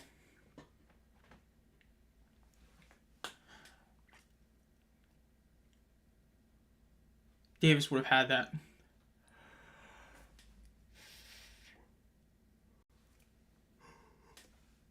That looked intentional, just came too early. Yeah, the intentional stuff is a bit weird to kind of judge, in my opinion, but it is what it is. You know what I mean? But let's see. They're going to have the ball at about the 40-yard line now. Hey, they're getting another free, bunch of yards like they did in the muff punt. Let's see if they can do something with this one, too. Hand off the ball to Vito. He tries to bounce, but ends up losing about a yard. Showing the Week 8 schedule for next week. Next week we have the 1 ESPN 2 game. The Roughnecks take on the Stallions on 8 Eastern Standard on ESPN 2. But all the other games are on good networks. Good networks. Excuse me. Like, I like Coach Flip as a guy too, but this year's coaching has been very questionable because I'm already assuming you're going to talk about how his decision to run the ball is very weird and all that. T-Will drops back to pass. Throws the ball deep to the right. Close to a simultaneous catch. The play call on the Williams interception. Yeah. I need your Panthers to beat DC tomorrow. Yeah, you do. You need them to try and clinch that Battlehawks playoff there, definitely. I mean, it's just... Flip has just had some issues this year. I mean, it's just... I agree with what Carr's saying. It's the play call. Like, even like today, just for example, running the ball. Something simple. They haven't even tried to really establish the run. Even when it's working, they don't. They've done that this whole season. Where even when running the ball is working, they just don't do it. I mean, I get your O-line isn't the best in the league, but if you're only throwing the ball, I mean, you're going to have... Your O-line's going to show. There's a flag, by the way. Third down. False start. Gun drill left nasty. Offense is going the wrong way. Yes, it is.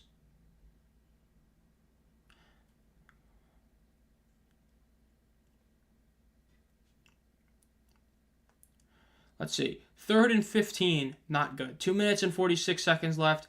Arlington will have time to score a touchdown, at least a field goal, if they get the ball back and, Memphis has to punt here.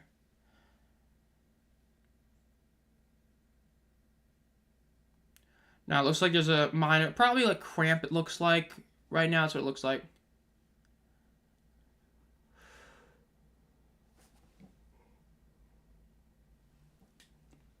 We're cooked, bruh. I mean, hey, 9 points is like 3 times more than we kind of thought they were going to put up this game after how they started. So, I mean, they're looking good. Yeah, I agree. That was very close to an interception, that one play that you're talking about.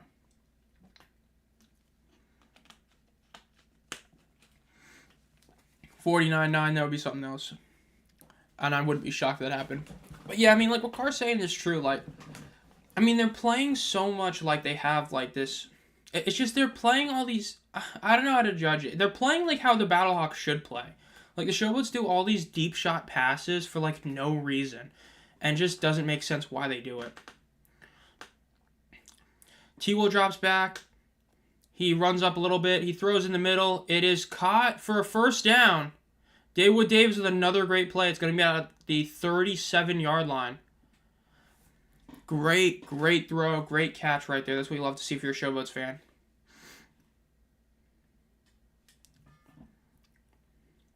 And there still is... One thing is, though, they need to drain this clock. There still is a lot of time left for Arlington. Remember, Arlington still does have one timeout. They do play before the 2-minute warning. I think they should have waited till after, but it is what it is. T-Will goes out of bounds, maybe gets a yard. The deep shots on, like, when they need to is working. It's the deep shots when they don't need to that aren't working. Like, when they're doing it on first and second down for, like, no reason, that's when they're very questionable. Like, that one was a great one. When they're doing, like, deep sideline shots in, like, 2nd and 6 or something, like, why? The one Showboats fan in the audience today, gotta love it.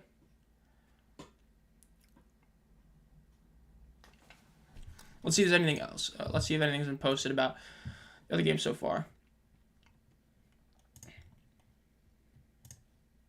Yeah, it's going to be very interesting to see what the TV ratings are for this week. Especially because of the fact that, like we talked about, like, 3 of these 4 games are on ESPN. Is the audience Vegas Vipers level? It looks pretty bad. Now, do I think it's going to be as bad as Memphis is? I don't think so, but I wouldn't be shocked. But it might be Vegas Vipers levels low. It looked pretty bad. But, yeah.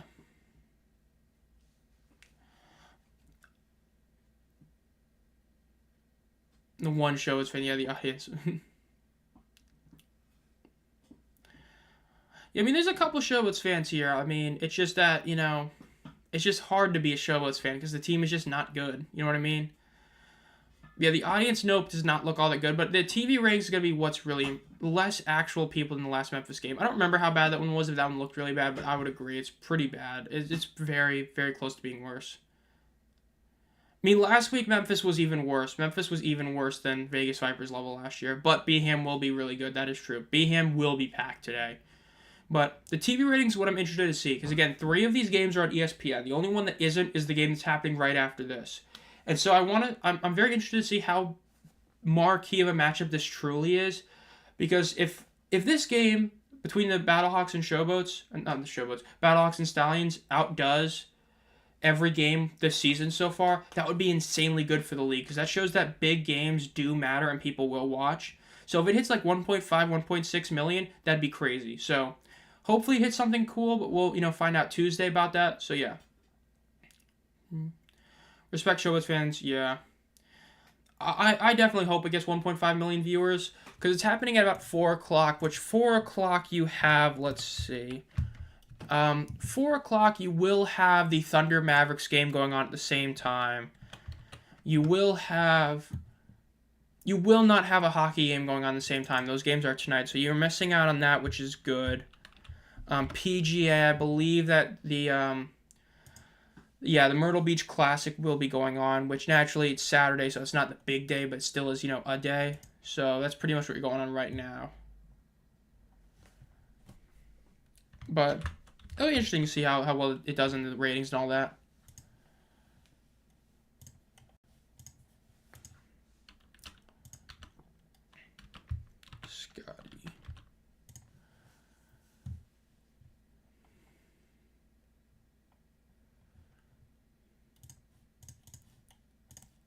Okay, there we go.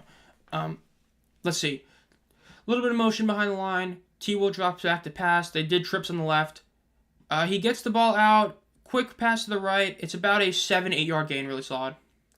Gary Jennings masterclass coming up. I hope for 2 million viewers, but I know it's a big wish. I think it peaks at 2 million if it's a close game. If it's a close game and it comes down to last second field goal, I would not be shocked at that.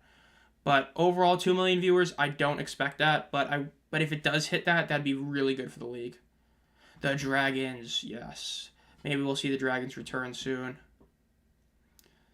Big yards. 7-yard gain yard. 3rd and 3 here. Again, they're still leaving a bit too much time on the clock. 150 is a lot of time left. So if they don't get this, Arlington will have time to get a field goal, maybe even a touchdown.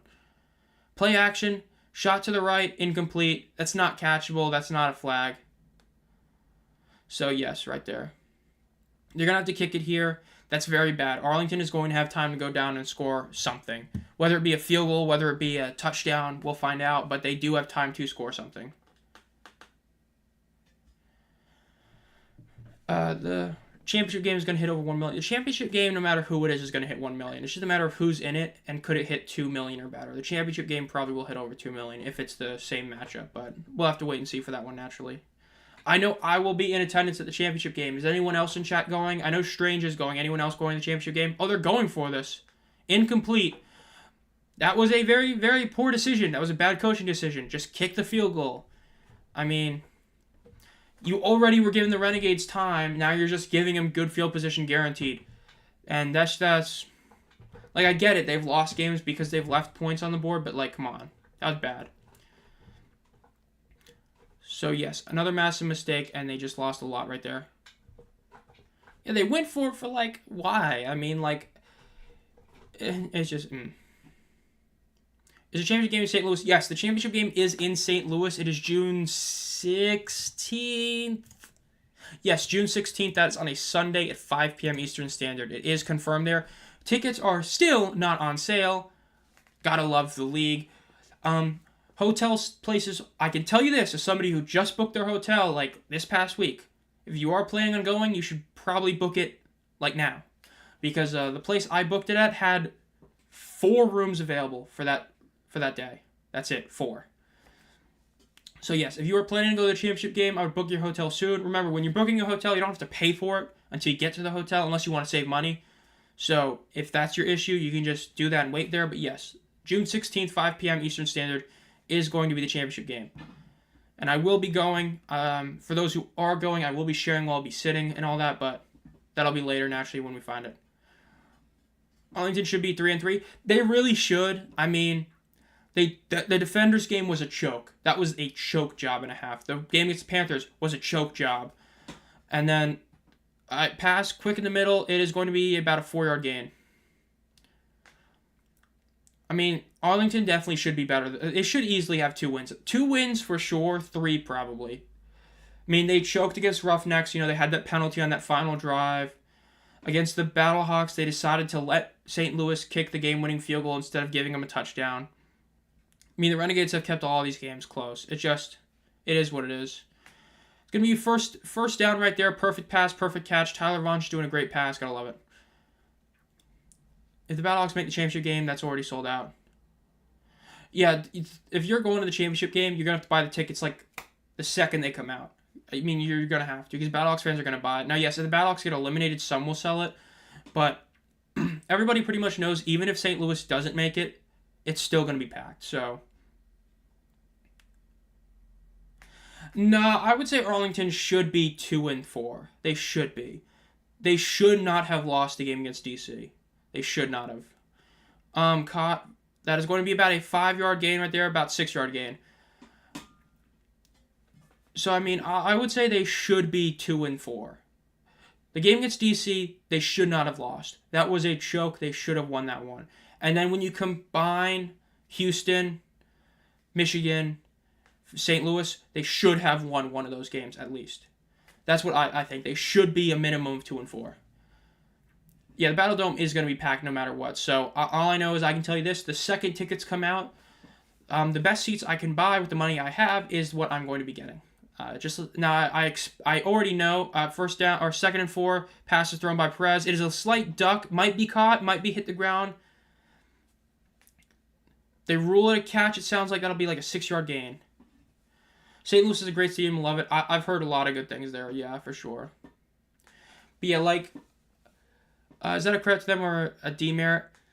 I mean, you can take it what you want. It's just, I mean, yeah, they did choke against DC. I mean, they should have won. I think it just shows that their late game isn't the best. Quick sidearm pass. It's going to be about a 2-yard gain. I mean, it's just... When you eliminate the fourth quarter, Arlington is probably like a top 5 team, unironically. Fourth quarter, they're the worst team in the league. Because when the game is on the line, you know they will make every single mistake to lose that game. But the rest of the game, they play great. It's really weird.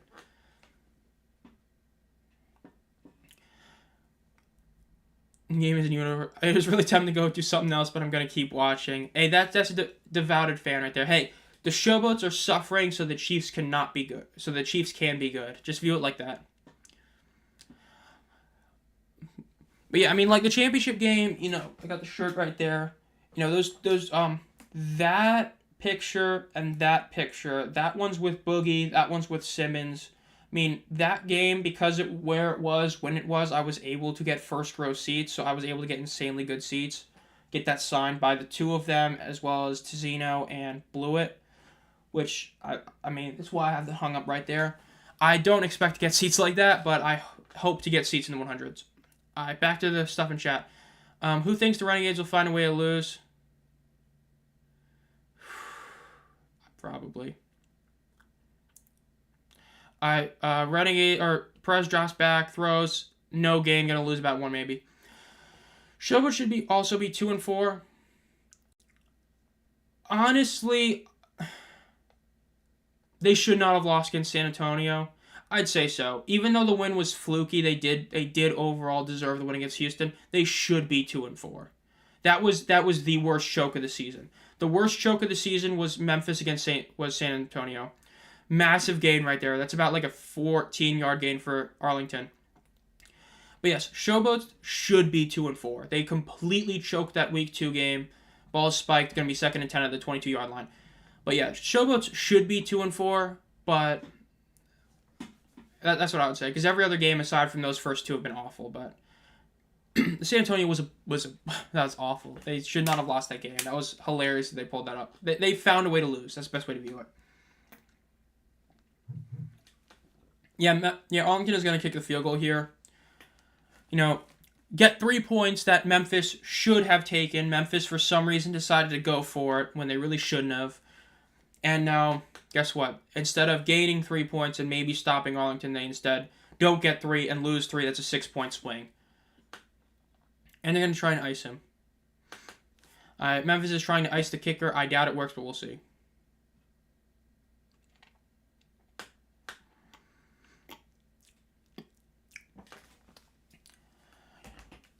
Because I basically answer what Carr was asking in terms of should win.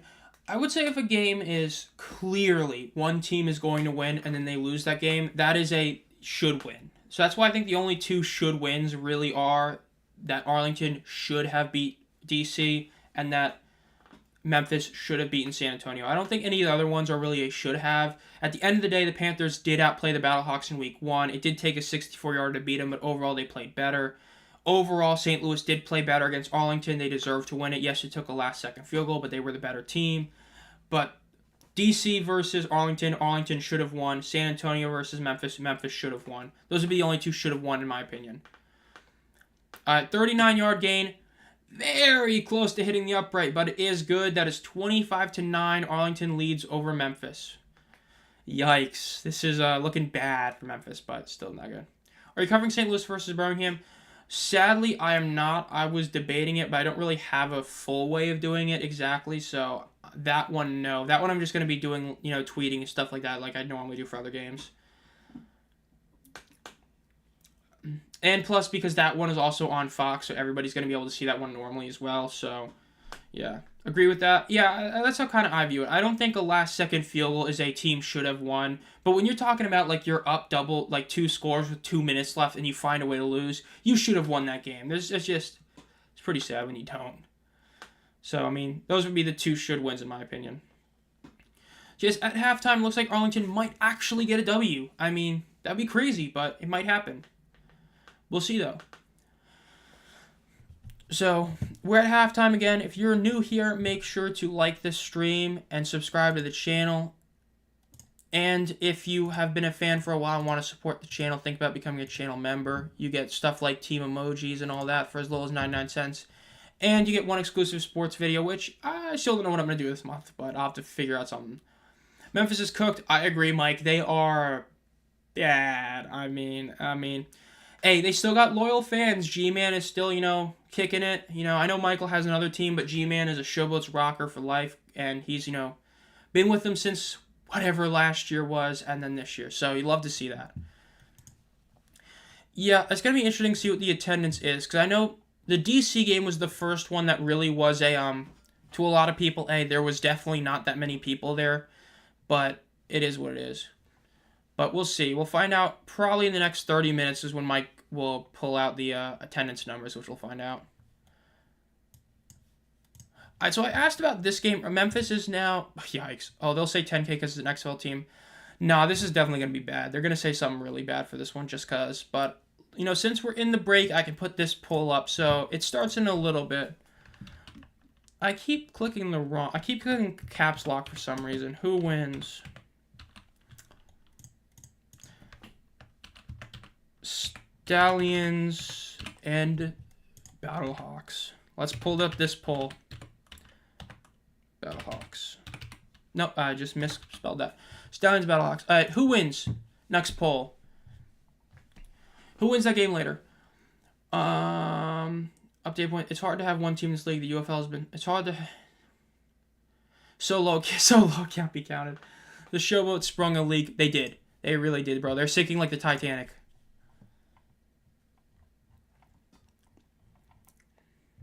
Dude, it's not even like a highlight I want to show. It's just been one of those games, but yes.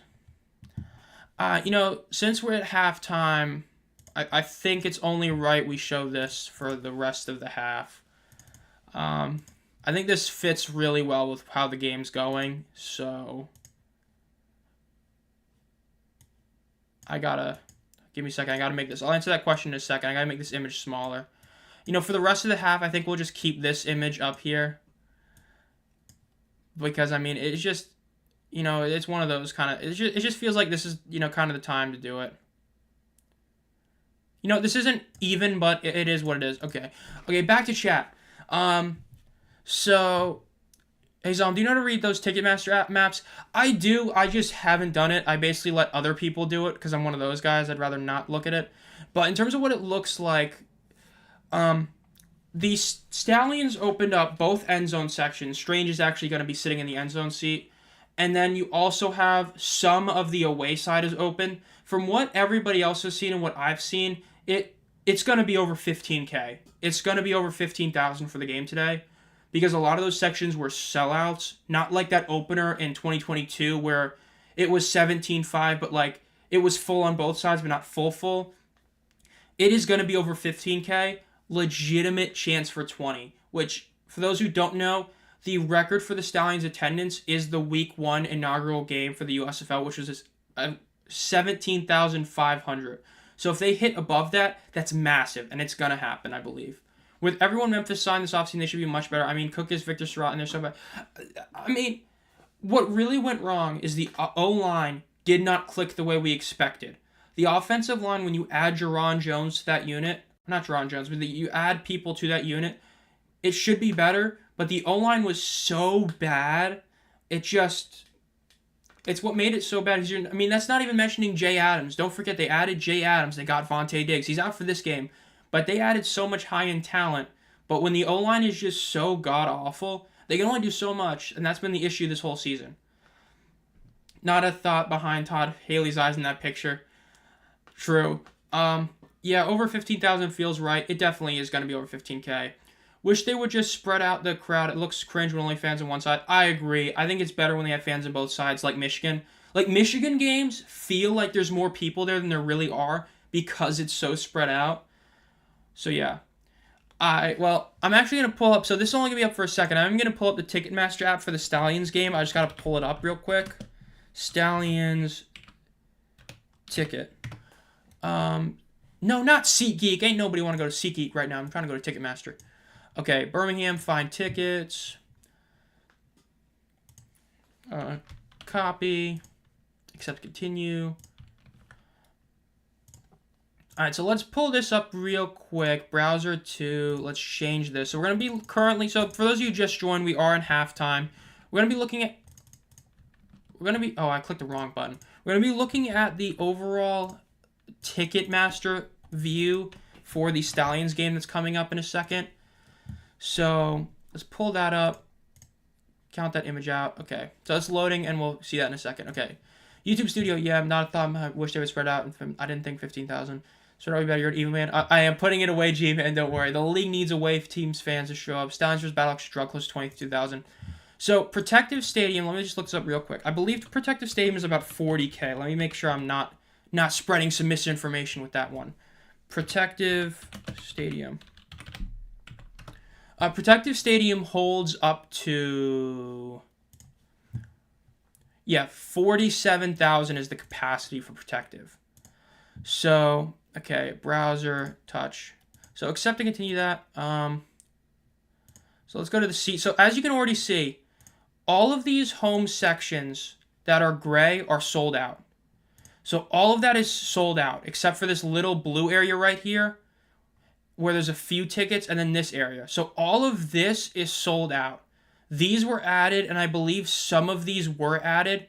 Like, I think these ones were added, but they sold out. And then these areas, as you can already see, some of this is already sold out. So without even going to the exact little ticket thing, you're already seeing just how crazy it is overall. No, gray means sold out. Blue is if tickets are available. So the ones that are dark blue means that there's a lot available.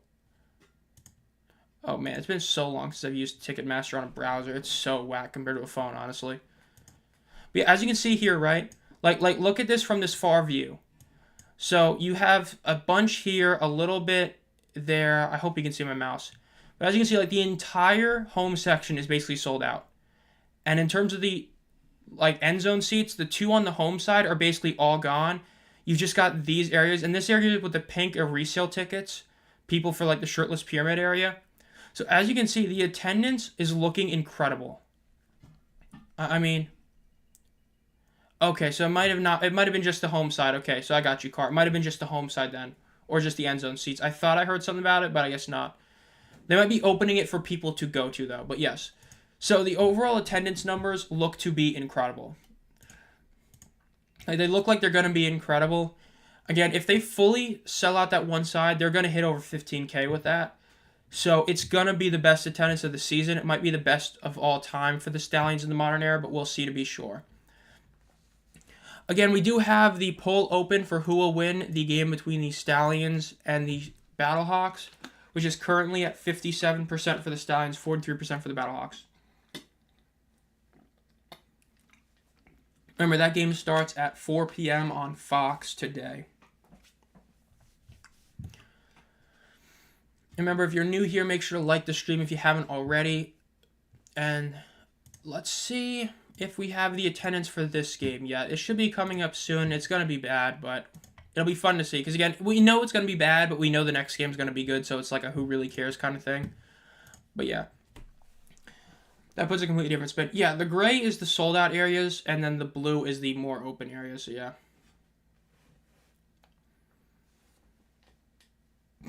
Excuse me.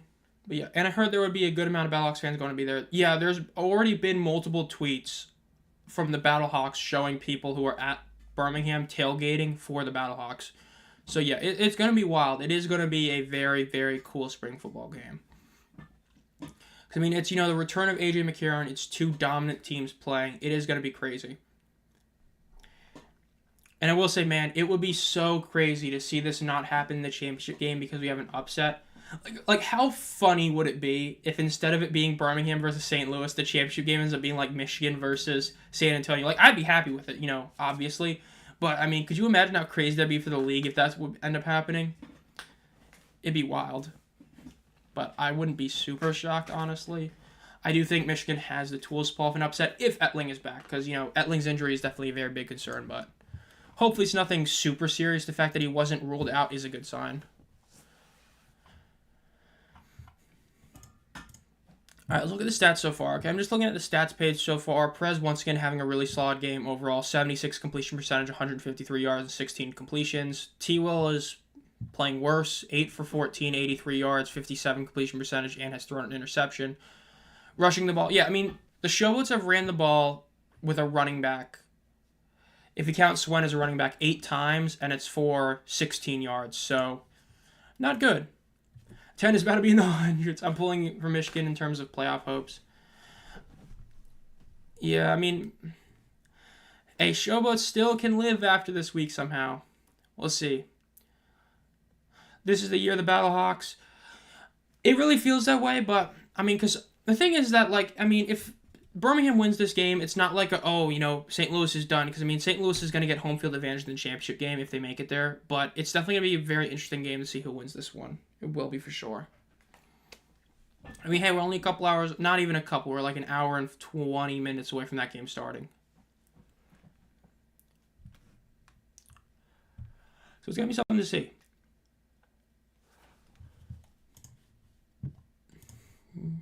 It's going to be the Stallions three-peating, I feel, my personal feeling.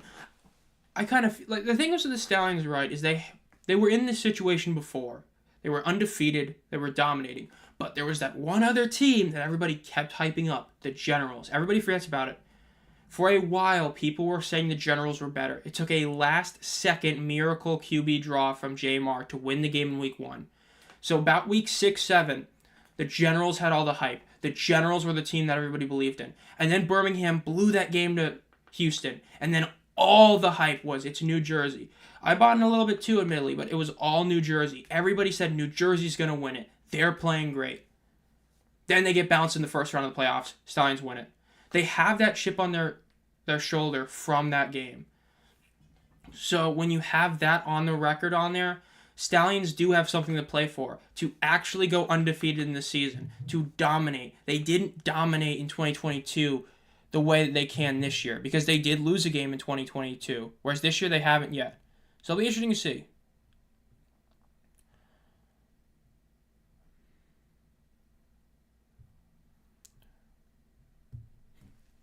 Alright. Half is ending. Let's see what happens here. Let's see if Memphis can do anything. Be interesting to see. Yeah, the attendance for this game still hasn't come out yet. It's going to come out soon. I mean, it always comes out, halftime to the third quarter, but we'll see. Way too many heartbreaks. Yes, they have. Even if the Stallions lose, Skip Holtz will use the loss to motivate the Stallions for sure. True. The Stars Generals playoff game was a good one. It was. I mean, it was one of those low-scoring games that was fun to watch. You had the two massive punt returns in that game. Like, both Turpin and Alexander Jr. both had TDs in that game from returns. It was just wild. That was a game right there. And then, sadly, that got outdone by the Panthers Maulers playoff game the next year, which, oh my God, that was probably the best spring football game last year, XFL or USFL. That Panthers Maulers playoff game was something else. That was a wild game. No, Battlehawks got to lose and then win. I do kind of feel like, I don't know, I feel like if the Battlehawks lose this game, they have a better shot at winning the championship, whereas if they win this game and both of them meet in the championship game, Birmingham steamrolls them. If the Battlehawks lose this game, I think the Battlehawks have a real shot in the championship game. That's what I think. That's what I think. I think the Battlehawks are better off losing this game and then heading into the championship game with the chip on their shoulder that they lost to the Stallions than the other way around. T-Will does a quick pass to the left side. It's about a 3-4 yard gain. Best attendance was in the opening weekend game, yeah. Yeah, it looked like 30K, but the announced attendance for that game was 17,500. That game actually had its attendance announced, and it was 17,500. This game probably beats it. This one probably is over 20,000. Panthers v. Maulers was the second best spring football game of 22 champion. Yeah, last year, I think it was the best game, but overall, I would say no. I would agree. I think the 22 championship game is the best. Then it's close. The opening game between the Generals and Stallions was really good as well. So I would say the best three spring football games to me were the opening USFL game, the 2022 championship game for the USFL, first down catch, about an 8 yard gain, and then the 2023 North Division USFL championship game. Those three games to me they were cinema. They all had iconic endings. The Scooby Wright pick six, the Jamar Smith QB draw to the end zone, the last drive by T-Will to get it to OT. Those three games, top three in modern spring football, in my opinion. And I don't think there's any game close. Like, there's been other really good games even this year, but those three were just something else.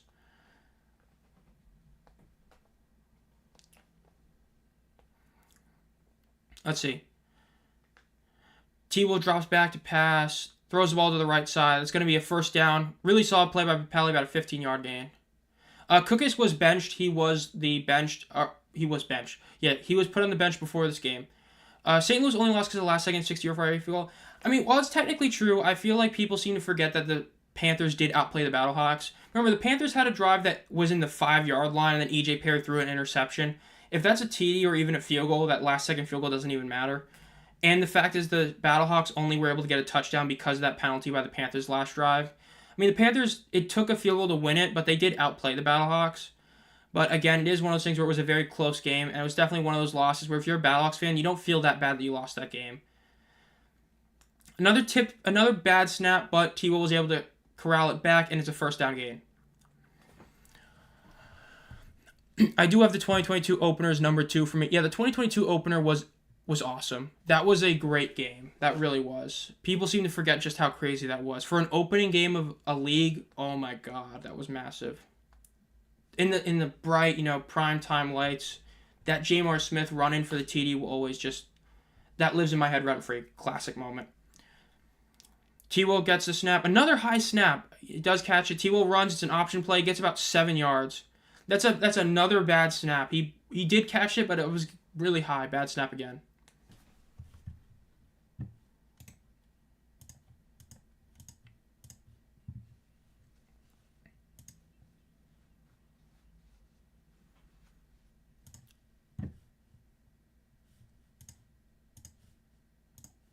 You can still watch it on Peacock if you have it. That's true. The UFL games that were on NBC were on Peacock, and I've been wanting to rewatch some of those because those games were just classics.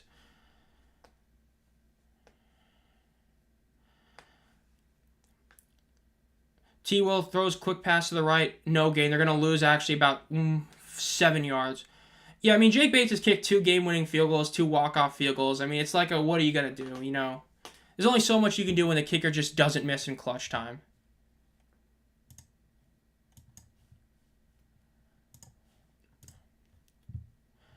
Let's see. Has Mike Mitchell put out a tweet yet? He has not put out a tweet yet, so we still haven't found that out yet.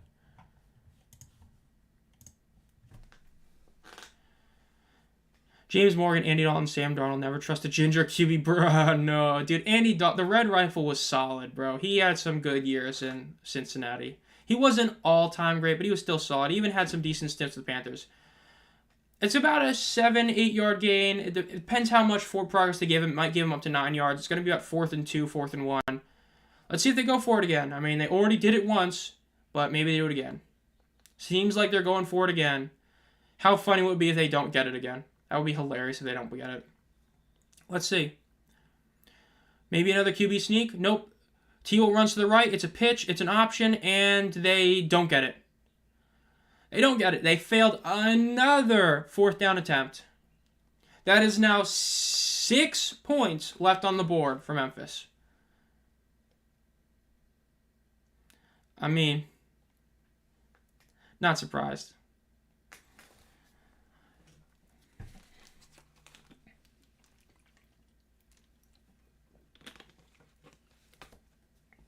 Yeah, this is not looking good for Memphis. This is not good.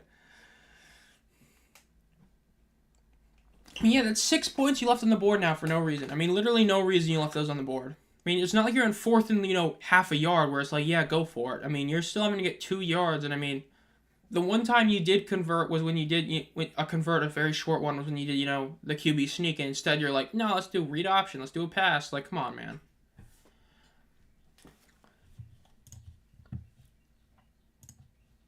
Arlington gets another 4th down stop. Yes, they did. That's pretty funny. Let's see what T-Will is now. Let's see what stats T-Will has now after that drive. It should be better, but yeah. All right, so far, I'm going to close the poll for a second. The poll still has who wins Stallions versus Battlehawks. It's almost an even poll. I mean, 1 vote for the Stallions makes it literally a 50-50 poll, so that would be pretty cool to see. Oh, T-Will's stats are definitely better, but still not awesome. Still not as good as a certain Luis Perez. Stop going wide with Victor Should. Yeah, I mean, that's the whole... Yeah, I agree with what Carr is saying. You have a guy that is built to just go straight. That's why it's the saying is thick thighs save lives. It's not go wide, go wide. You know what I mean? It's like, why? Excuse me. Let's see. No, still no attendance numbers. The latest I've seen, I believe, was that Michigan game didn't get released till, after the game was over. But most of the time, it's, 3rd quarter comes out. I will say I did see another UFL News Hub article talking about relocation and expanding markets. They once again didn't mention Houston, which makes me not believe UFL Hub even more, just because of the fact that Houston's numbers are still awful, which admittedly is the stadium and the god-awful decision to go with the Roughnecks, with the Gamblers team, instead of just keeping the Roughnecks or keeping the Gamblers, but allegiances are born. Yes, they are, but if you're a Memphis fan, it's hard. It's definitely hard to be a Memphis fan. Okay, so it looks like nobody else is voting, so we'll end that poll. Battlehawks barely win it. Bart Andrews was the Stars head coach. Oh, there it is, yes. Dude, Bart Andrews was solid there. He was. I mean, just that's injuries and that O-line really hurt it, but yeah.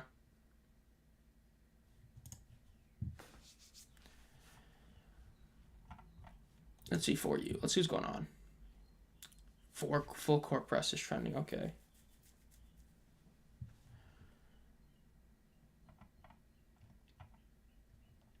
As much fun as it would be, I'm not interested in playing in the UFL this season. Appreciate everyone who reached out over the last few days. That is a tweet from Ben DiNucci.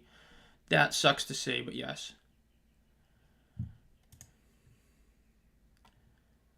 I mean, to be fair, I agree with him. There's no real point to join this at this point. Every team, like, he's not going to start on the Stallions. He could start on Michigan. That'd be the only team he really could. No, he could start in San Antonio. I get it. How long do you have to watch game to count as a rating? I honestly don't know. I don't know how they do that, but yeah.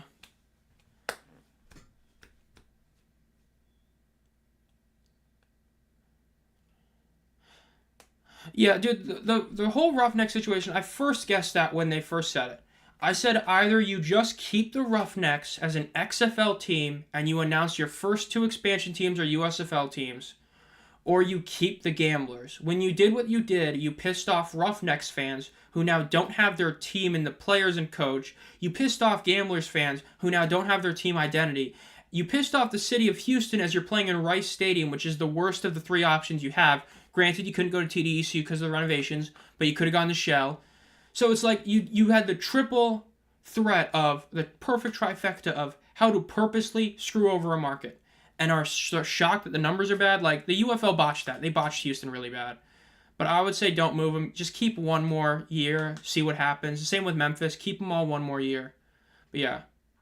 Exactly. They kept everything but the Gamblers in name, and that it's just keep the Gamblers. If you're going to keep all their players, their coaching staff, their GM staff, keep them the Gamblers.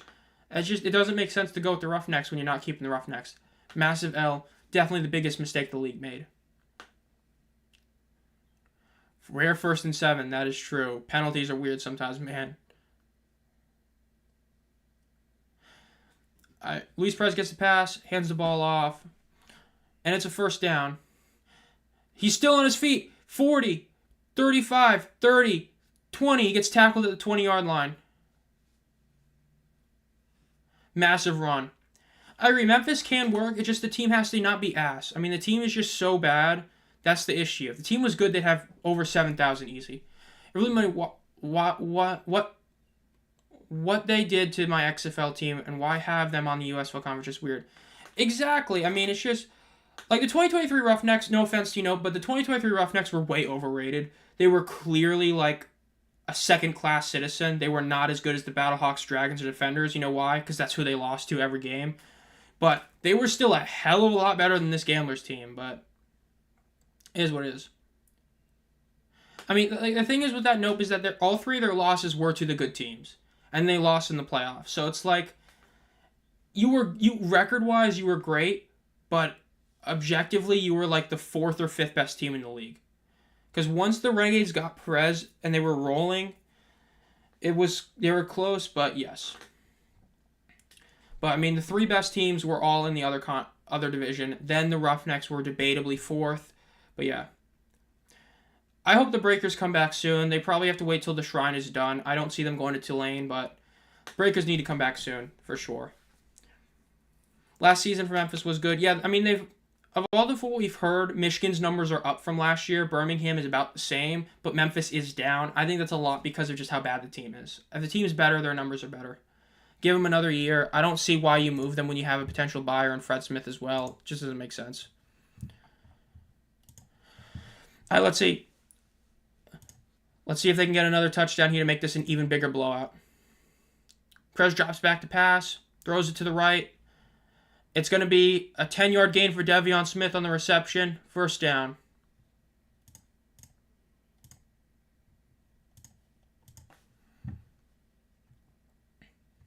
Waiting for the Sea Dragon, true.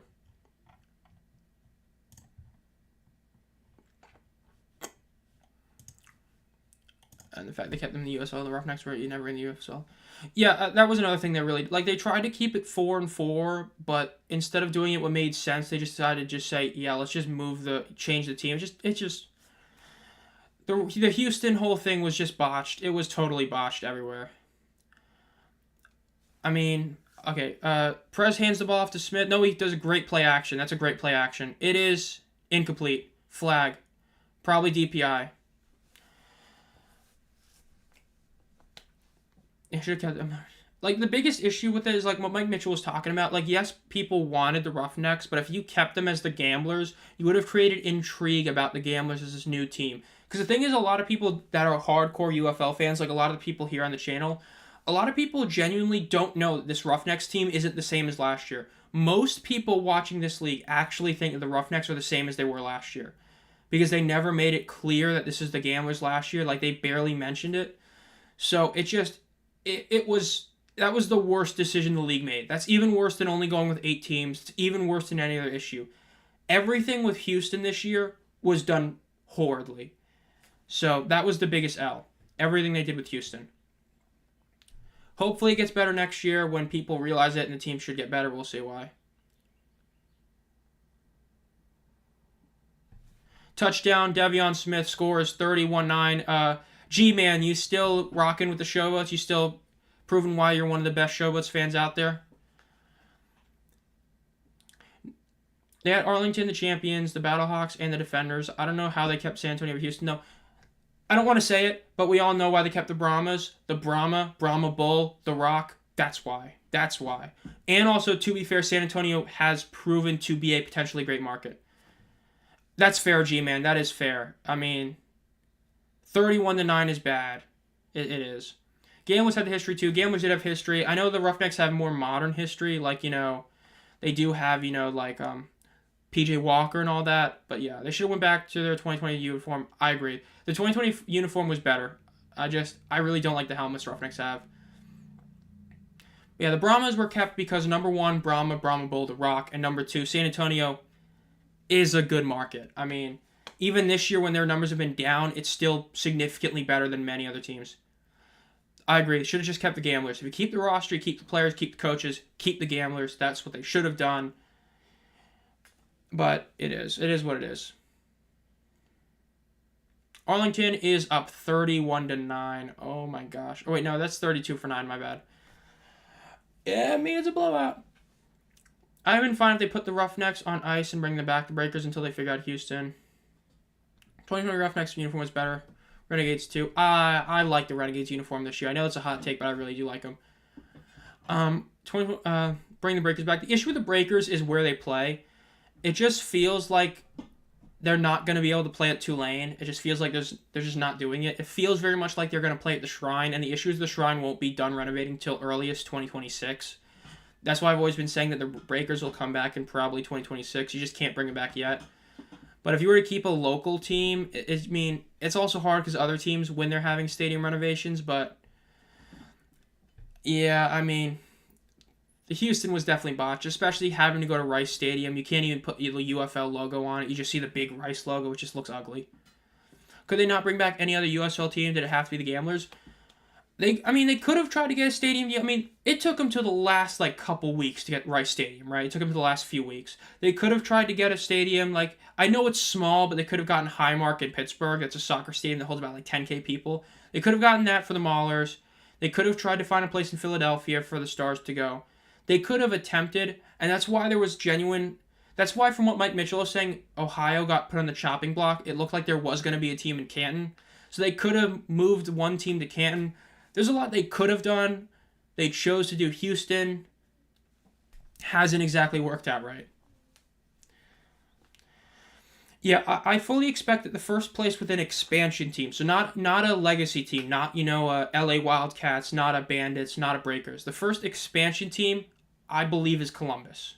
Maybe Canton, but Columbus. TV numbers are great. They have a place to play. Ohio is a good place to go to. It expands the market for the UFL. I fully expect an expansion team. Columbus is the first one. I mean, look at it. They have the Columbus Aviators, I believe is what the name was, or the Ohio Aviators as well, something like that. They can go there. I fully expect Columbus to be the first expansion area. That's my opinion. And what I expect the league to do. When you consider the fact that everything they have and everything they've done, it becomes very evident that that's what they're probably planning to do.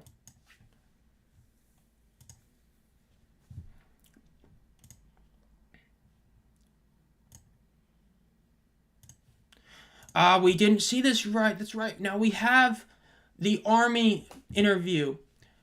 I don't think you can rename them at this point. You'll create even more confusion if you do it. I mean, at this point, you kind of just have to ride it out. I mean, if you change it again, oh man, that'd be awful if you change it again. That'd make it even more confusing for common fans.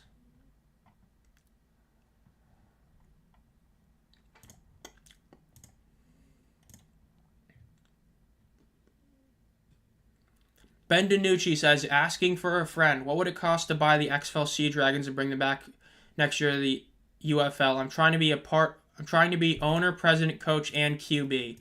So yes, there is another Ben DiNucci quote. Looks like he might be coming back if the Dragons return, which I wouldn't be shocked at. It would be pretty cool to see.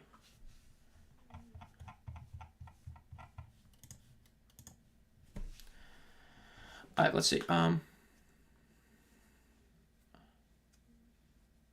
Thanks for all the stat updates, Adam. Yeah, dude, Adam's a goat when it comes to stat updates. I'm holding out hope. North Carolina would love the UFL.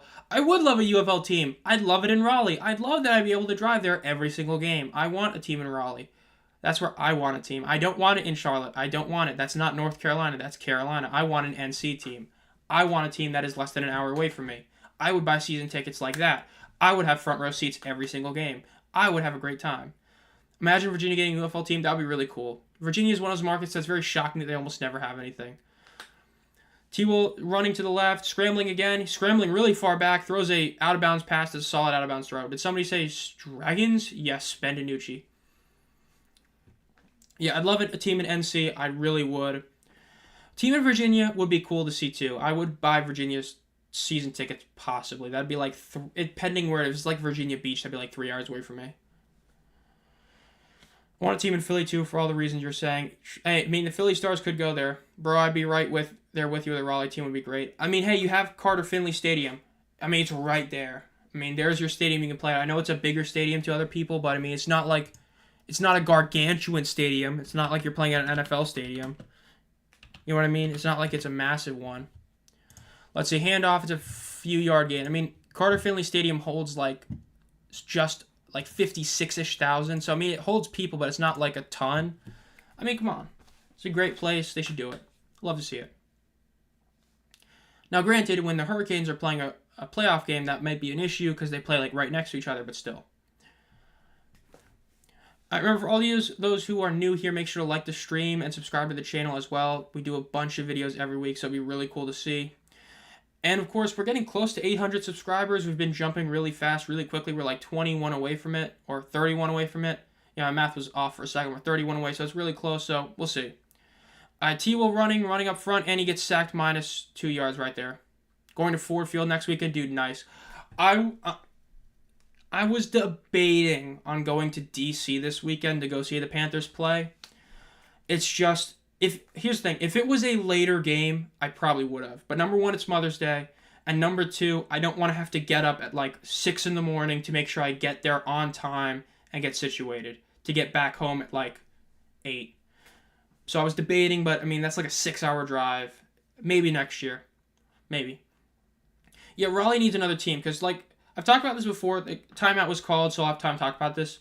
In NC, there's Carolina, and then there's NC. That's what it really is. The Hurricanes are called the Carolina Hurricanes. They're an NC team. The Panthers and the Hornets are Carolina teams. They play in Charlotte. Charlotte is essentially South Carolina and North Carolina. It's 20, not even minutes to go to South Carolina from there. So in terms of an NC team, we only have one. We have the Hurricanes. I know the Durham Bulls, AAA is a big deal, but we have one legit pro team in NC that is an NC team. That's it. It would be awesome to have another one. Really would. Because, to go to a Panthers game is over 3 hours. Which way would you go? UFL expand out west, northeast, or more? They would show us punt the ball. I'll answer those questions in a second. Renegades get the ball at 10. He goes to the right, he dodges a couple guys, he tries to cut back, doesn't work, he's going to be tackled about the 8-yard line. Which way would you rather go to the UFL expand? At first, I'd want it to stay very close. Expand outward a little bit or fill in some cracks. Fill in a crack in 26 with the Breakers. Fill in a crack up north with a Columbus team. Maybe bring back a Florida or a New York team. I know taxes is an issue in like New York, but maybe bring back one of those. Maybe bring back one of the teams in Pennsylvania. You have 2 of them you could bring back. So I would prefer that they start in this area because the numbers are a lot better than we expected. So if you can keep that up and then add the West later, that would be a huge thing for the league, in my opinion. I think that would be better for the league. Save some travel expenses, and then in the future, bank on adding a bunch of TV revenue from getting people from the West Coast to actually care about the league. Do you prefer the XFL schedule how it is now or the old USFL schedule? I prefer this one the most. I talked about this in the comments before. Snap, hand it off. It is about a 4 or 5 yard gain.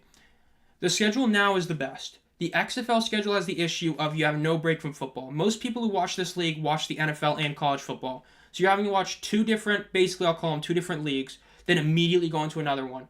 That's a lot. Whereas when you have it now, you have a few month break. You don't have to worry about a ton of March Madness games as it starts around the Elite 8 era, so it's at the end of March Madness. The April start time is a bit too late in the USFL because it's like late mid-April, where the season ends in like the heart of summer in like July. Not heart of summer, but July 4th weekend. So I personally like it now because this also allows you to expand in the future to add 2 more games to the season to have it end in the USFL schedule but still start. That's why I like this one the best. What's a better lean for the next game? I like the under, but the Battlehawks are so offensive dogs, so I want to lean just the Birmingham because the front should cause problems. Let's see. About a few yard gain, Renegades are driving again. I think the Battlehawks Stallions game will be an under. I think it's going to be an under game. Now, I will say, the issues are with the Stallions' injuries. The Stallions' defense, fully healthy, would definitely be able to slow down the Battlehawks offense. Not stop them, but slow them down. There are injuries. Gates is out, I believe. Burns is out. Another 1 or 2 are out. But I think it's going to be an under personally. That's what I think. I think it's going to be an under the Birmingham wins, in my opinion. But I wouldn't be shocked if it's an over because of the injuries. Vons gets the ball, a really solid gain right there, about the 35-yard line. Yeah, the 4th of July championship game is really cool. I think it's a cool thing to have that as a celebration thing. It's like, the hot dog eating contest on 4th of July kind of thing. So, if you have the schedule as it is now and you add 2 games, you can still have it be basically like the same start or add 3 games or about bye week and have the same exact end date as the USFL championship game, but also have the benefit of an earlier start time. That's what I think. Other than marketing, the UFL is the best version of spring football. Even marketing, it's the best in ultra-modern times. It's far better than the XFL or USFL. Way better than either of those leagues. Now, the 2020 XFL did a really good job, so did the AAF early on. But, the UFL has done a far better job than last year's XFL or the past 2 years' USFL in marketing. That's shown in the TV ratings. That's shown in the social media numbers being so sky high. It's massive. Yeah, it's great that the league has most of its games on regular TV, which is really good.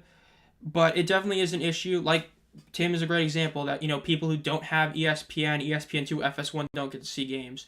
So the more games, the better the ratings do, the better the chance of getting these games on broadcast TV is, which is the better the chances of getting, games on broadcast in the future. Caught, touchdown. Javante Payton with another touchdown. I'm going to miss Canton for the 4th of July. I really loved that.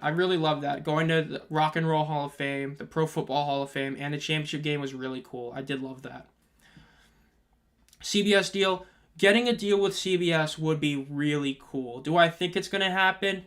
Not this early, but it would be really cool if they were able to get that in the future. Perez is a dog. Dude, he's a legend. He is top 3 QB in the league. He's definitely like 3rd. When did they leave CBS? When did they have CBS? Well, I know spring football, the AAF, I believe, was one that had CBS.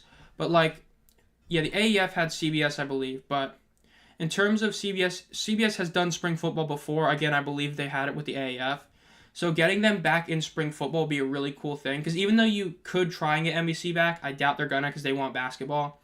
But if you were to have CBS, Fox, and ABC, and ESPN, oh man, it's over. This league's going to last if you were to get that. Passes thrown, caught, going to be complete. That's going to be 39-9. Yeah, NBC, I doubt they go back just because they're probably going for basketball, but CBS is a legit shot.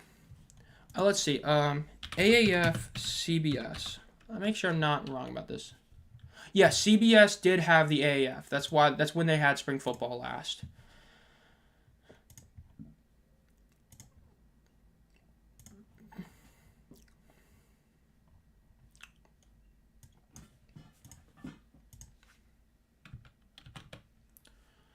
Now they are reviewing this to make sure it was caught, by the way.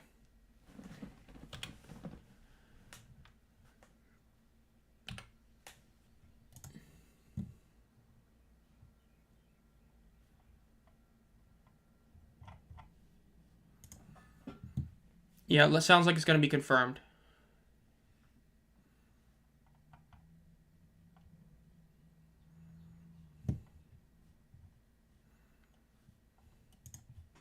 Yep, it's going to be good.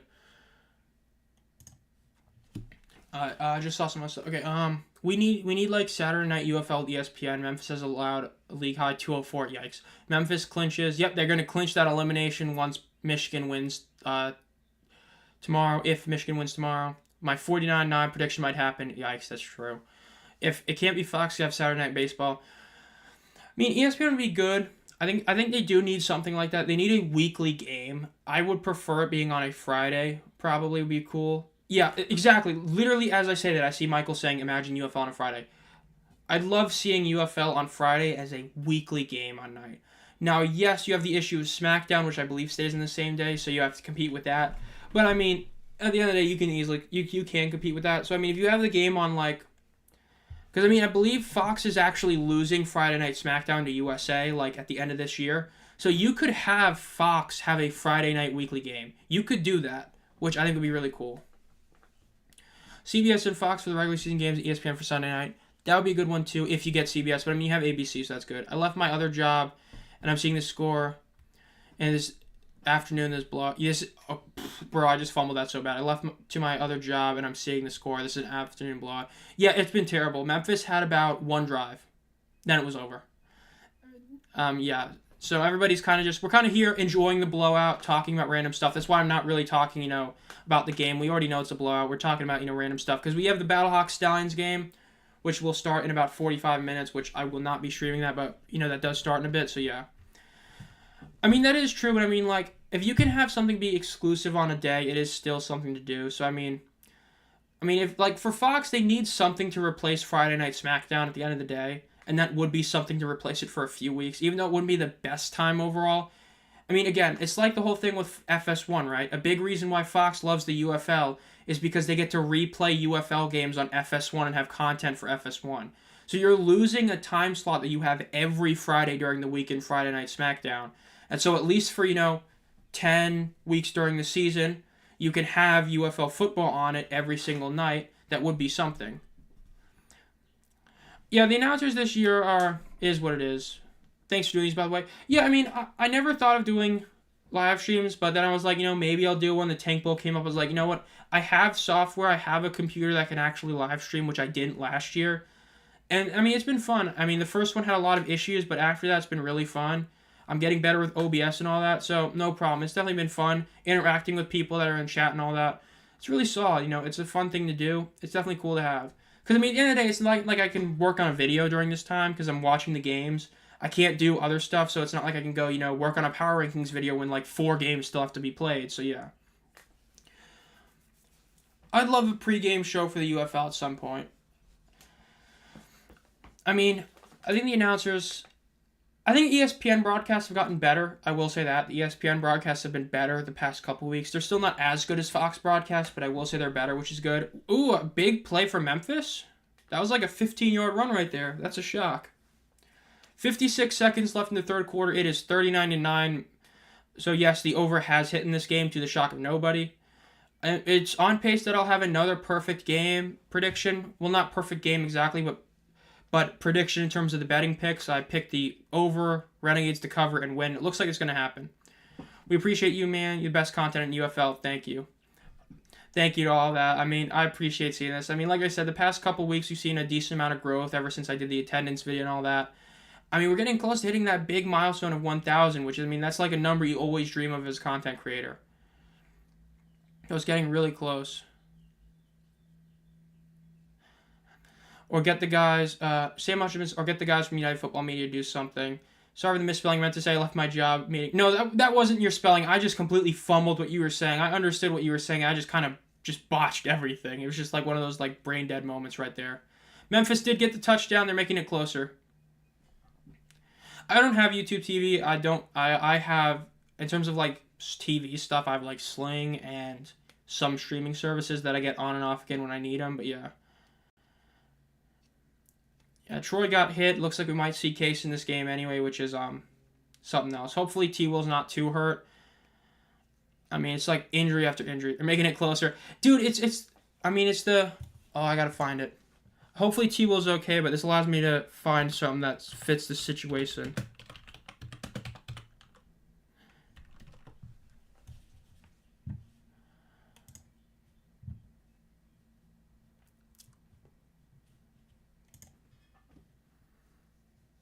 Dude, I just want to pull up this video. Why are you going to all these stupid things, bro? Dude, Microsoft Edge is so much worse, dude.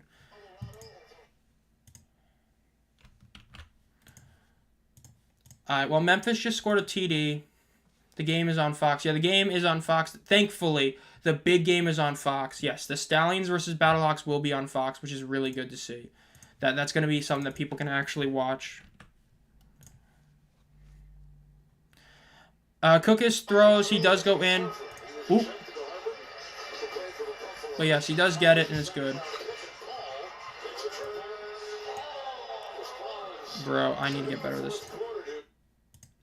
Yeah, this is the best way to view this game, for sure. This is definitely what that touchdown is. Most people have no clue. No, not that advertisement. That's not what I wanted to see.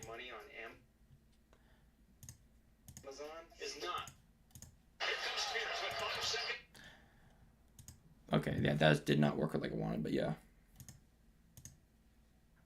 That was a fail right there. But yes, if you saw what I was trying to get, it's the joke. You know, Chris Paul hits a huge 3 to cut the game to 42. That's basically this touchdown.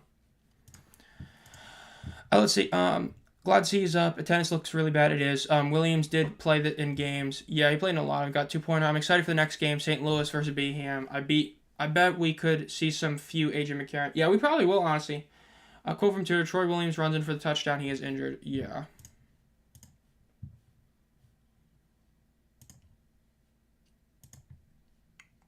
Yeah, people are already starting to go to the stands in the Birmingham game, so it's already starting pretty good.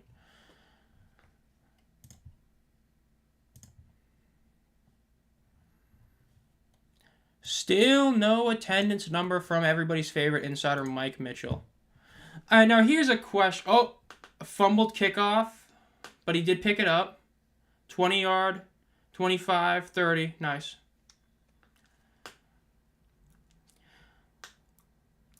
Let me ask you this. Who's your guys' favorite of the two big insiders? Is it James Larson or Mike Mitchell? Because, I mean, Mike Mitchell is more of an insider in a sense that he's, covering the league inside, whereas Larson just kind of does stuff around the league in a sense. But which do you guys prefer?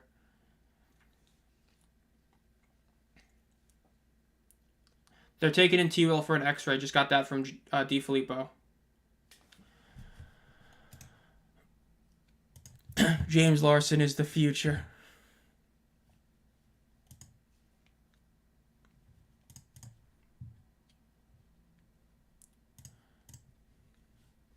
Memphis QB getting the X-ray. Yeah, Mike Mitchell because I've never seen Larson. Yeah, Larson did a lot more in the past. Now he will go to games and will do stuff. He will be a photographer at the game kind of thing. That's what he's been doing a lot recently. Yeah, Mike Mitchell is also whenever he does interview stuff, it very much seems that he does know a lot of what's going around the league and a lot of the rumors as well.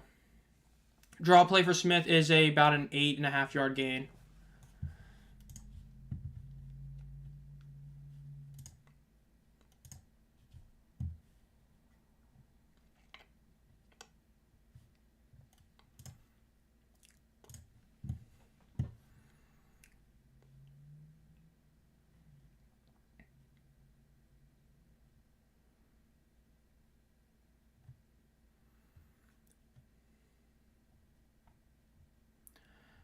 find something here.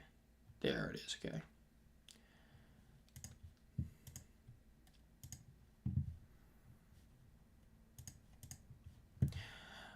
I still prefer Larson, but major demerit for bad expansion rumors. I meant merger, not expansion. I mean, to be fair, from what I've heard from Mitchell as well, a lot of those were things that were actually being said. Because he said that the whole merger stuff basically came out at random times. By the way, the attendance number is out. I'll tell you guys in a second. So I will say that even though a lot of Larson's report ends up not being true, a lot of them probably were things that people actually did talk about. So I will say that, to be fair. Larson even had a YouTube channel during the second AF. Mike Mitchell is better than Adam Schefter. Lol. The official attendance number is 8,042. That would be their lowest of the season. That is their lowest by about 400. That is worse than week 3 by a decent margin. So yes, that just came out.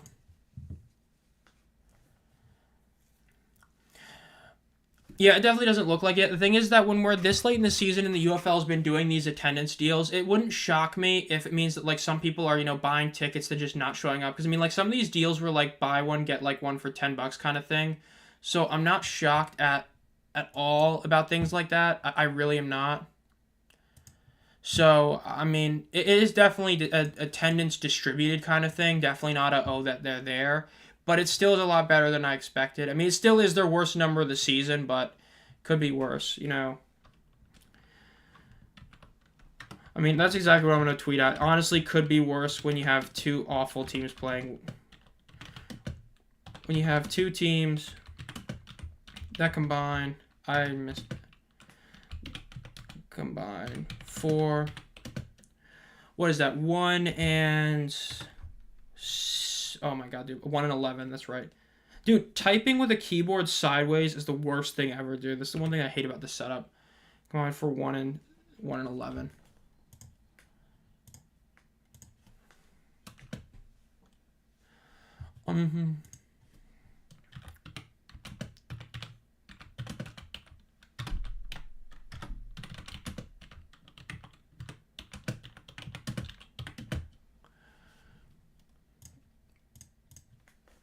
Yeah, I think that's correct. Let me make sure I'm not spreading more misinformation. Okay, the current standings is 1 and 5, 0 and 6. Yes, so 1 and 11. Honestly, how much better could you do when you have two teams combined for 1 and 11?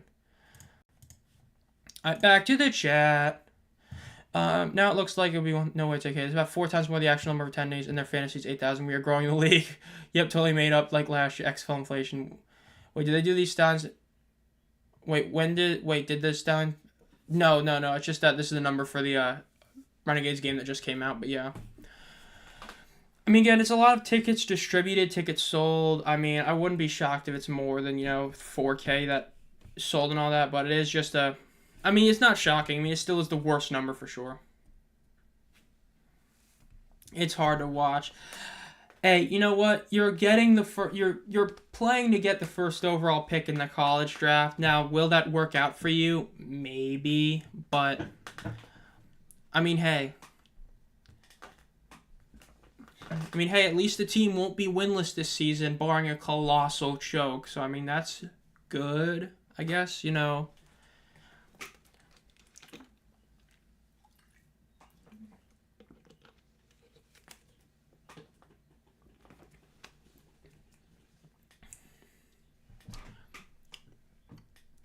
Because yesterday, Stallions almost sold out the end zone. Maybe it's a sellout. Yeah, the Stallions stuff for, like, the parts they did open up almost all sold out. Yeah. Count them. Yeah, tickets distributed stuff. I mean, it's nowhere near as bad as, like, the World League of Football. Like, for those of you, or World Football League, I mean. Like, for those of you who know true history of, like, spring/summer football, the World Football League was, like, really bad at that. They would, like, give away, like, not just, like, a few hundred or thousand. They give away, like, tens of thousands of tickets and then count them to attendance. That was really bad, but, yeah. Ball snap. Perez does a pass to the left side. It's going to be a few-yard gain. Does some cuts. Vaughn's does pretty good right there. Is what it is. But, yeah, Canelo did get hurt a little bit. Open up both sides? No, they did not. So we did confirm from what we've seen. They did not open up both sides. They just opened up the one side for the home side fully. And they opened up one end zone section and a bit of the corner of the other one. So they did not open up the whole stadium, but they did open up enough to where they could legitimately beat their 17,500 max that they had back in 2022 against the Generals. 3rd and 7. Let's see, can Arlington sustain this drive? Prez drops back. He runs to the right, throws to the right side. Almost a first down. They might as well just go for it because it's funny. Yeah, I remember watching a history video. Yeah, the World Football League was not a good situation at all. Yeah, oh, I should know this. I can't remember his name. One of you will know it. I can't remember his name off the top of my head, but essentially one of the owners from the World Football League went to the USFL and owned the Bandits. John Bassett. He was like one of the richest owners in the World Football League, but then in the USFL, he was one of the poorer ones, and he was very much respected because he knew what he was doing. He was one of the very, very few owners that followed the Dixon plan, and that is why his team was successful. That's why they made money, while they were better than the Buccaneers, both probably on the field and literally in like sales and all that, because he knew what he was doing as an owner. And then once he got and then it's just, in the end, other owners failing to do their job, botched it, and in the end, the league failed, but they were great for the 3 years they lasted, and he was one of the best owners, best teams. Tampa Bay Bandits with Bassett, great team. Oh, the WF, glad you didn't cut down to the WLAF, yeah, the World League of American Football. We just mentioned the AAF earlier, Nope, about CBS going back to spring football potentially, how it would be really cool for the UFL to get CBS to be a TV partner. That is why we talked about it in the end.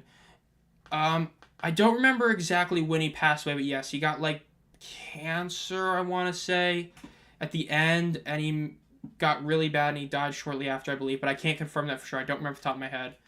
But he got really sick in the end, and that's when it allowed Trump to fully take over the league, basically, was when he died, because he was the only guy that was truly respected to a high level, and that's what really ended up happening. But yeah. Yeah, no, we just mentioned the AAF talking about CBS potentially, how it would be theoretically cool to go back to it. Yeah, John Bassett, I'm glad I remember that name, dude. I had to reach deep for that one, but I knew I remembered it. But, yeah, the AAF, it is what it is, it'd be cool to bring back some teams, but they have to go get the trademarks, yada, yada, yada, blah, blah, blah. But CBS could return if, the league went after them. There is a possibility. There's no rumors going around, but it just would be theoretically cool to see CBS back in spring football, so yeah. Yeah, dude, the NFL is, the hip drop tackle rule, the really stupid helmet rule where they're adding in the little protection helmets for, to protect concussions. It's I said it before to other people, if the league were to shell out the money to get grass fields, then you could make argument for player safety. But when you don't do that and you make all these other rules, you're proving that you're not doing it for player safety. You're just doing it to cut costs and try to make players safer and all that. It's just, yikes. It is what it is, but hate to say it, but yeah, the NFL, it's we're all probably going to watch it, but at the end of the day, it's just, reffing is aggravating. The overall rules get worse pretty much every year. It sucks, but it is what it is. It's just the one thing I really don't like is I don't like when people talk about how all these leagues need to be made safer. They need to make safer. Pregame just started on Fox in St. Louis. Really, dude, that's insane. They did pregame. That's cool. But with all these modern leagues, NHL to the least extent, but even then the warm-up helmet thing. All these leagues seem to forget this is a sport. This is a professional sport. You are playing at it. There are risks to play it. And especially the big four leagues in North America, you're making a ton of money. It should not be there's no way you ever get hurt. No, if you're playing it, you take the risk of getting hurt. You have to understand that. And I hate how the fact they're trying to make it to be where it's no one should ever get injured. That's part of the game. It sucks. It really does. But that is part of the game. So rather than, trying to make it this super safe game that becomes boring and unwatchable, let it be football. It's what it is. Dude, Lawrence Taylor, today's day and age, that dude would probably be a bum. And I'm not even joking. Lawrence Taylor would probably be a bum today. You know why? Because every time he'd hit the quarterback, it'd be a roughing the passer. Every single time he'd be roughing the passer. I hate to see it. It is what it is.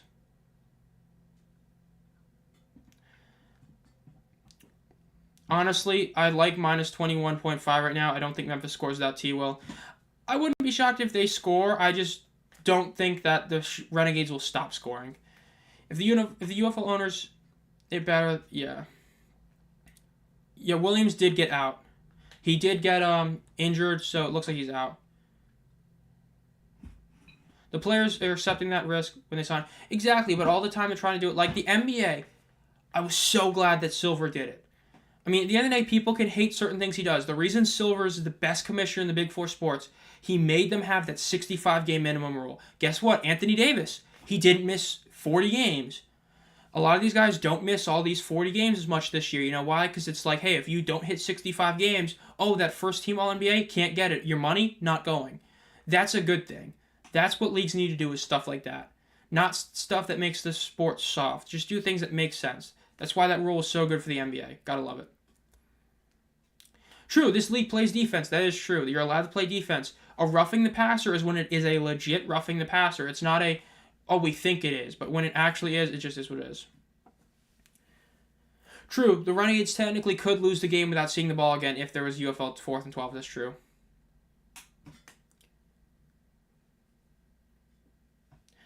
No, I mean, no, you gotta, I mean, Silver, every commissioner has their issues. But with Silver, at least he's trying to fix some of the issues. The 65-game minimum was one of the best rules any league implemented of the Big Four. Like, yes, the MLB, like, massive changes, the base sizes, the pitch clock were all changes, but Manfred is god-awful. He's a joke. He's even worse than Goodell. But, I mean, Silver is the lesser of the four evils. I mean, even Bettman basically had to be, like, bent over to basically allow the teams to play in the Olympics, and it just is what it is. I mean, in the playoffs, defense can be. I mean, we've seen that with, like, the T-Wolves and the Knicks. So, at least in the playoffs, you can. But the NFL, you never can. Yeah, offsides on the Renegades. That's not good for the Showboats at all.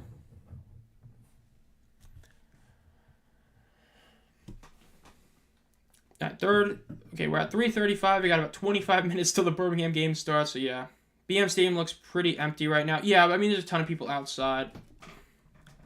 Yeah, I'm going to see this pregame. I'm just not going to go anywhere. I'm just going to pick up the remote. Because my remote reaches the TV in a completely different room. I don't know why it does, but it does.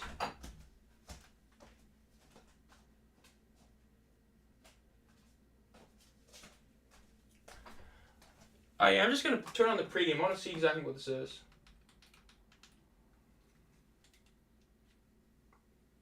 Right channel? Yep, 50. It's intercepted. Oh, that's great. That's hilarious.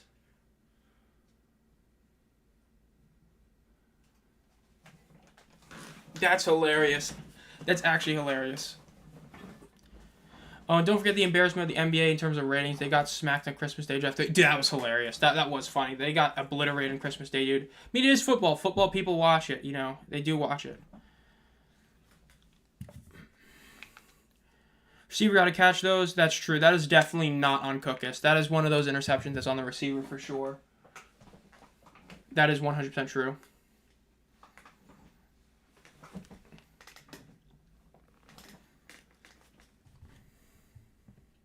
Football's king. It is. I mean, even with the NFL going, with a lot of issues, it still is, the NFL. People still watch it.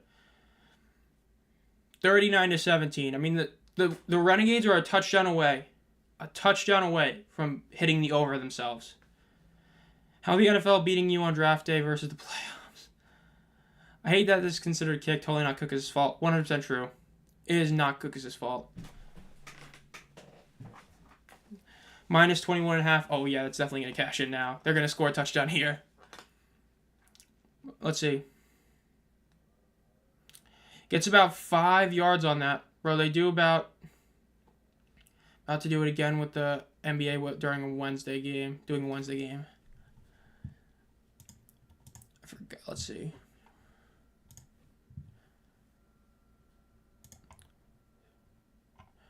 He's only played 200 matches with them? Wow. Or Victor's guy.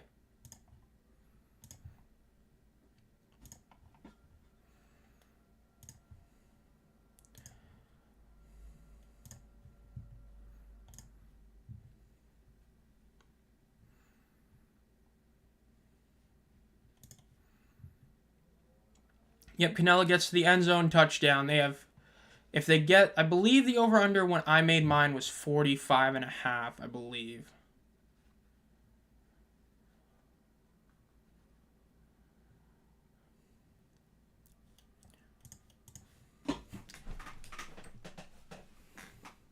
This Tank Bowl is like a blowout, dude. It is a blowout, that's for sure. Yeah, that minus 21.5 is for sure cashing in now.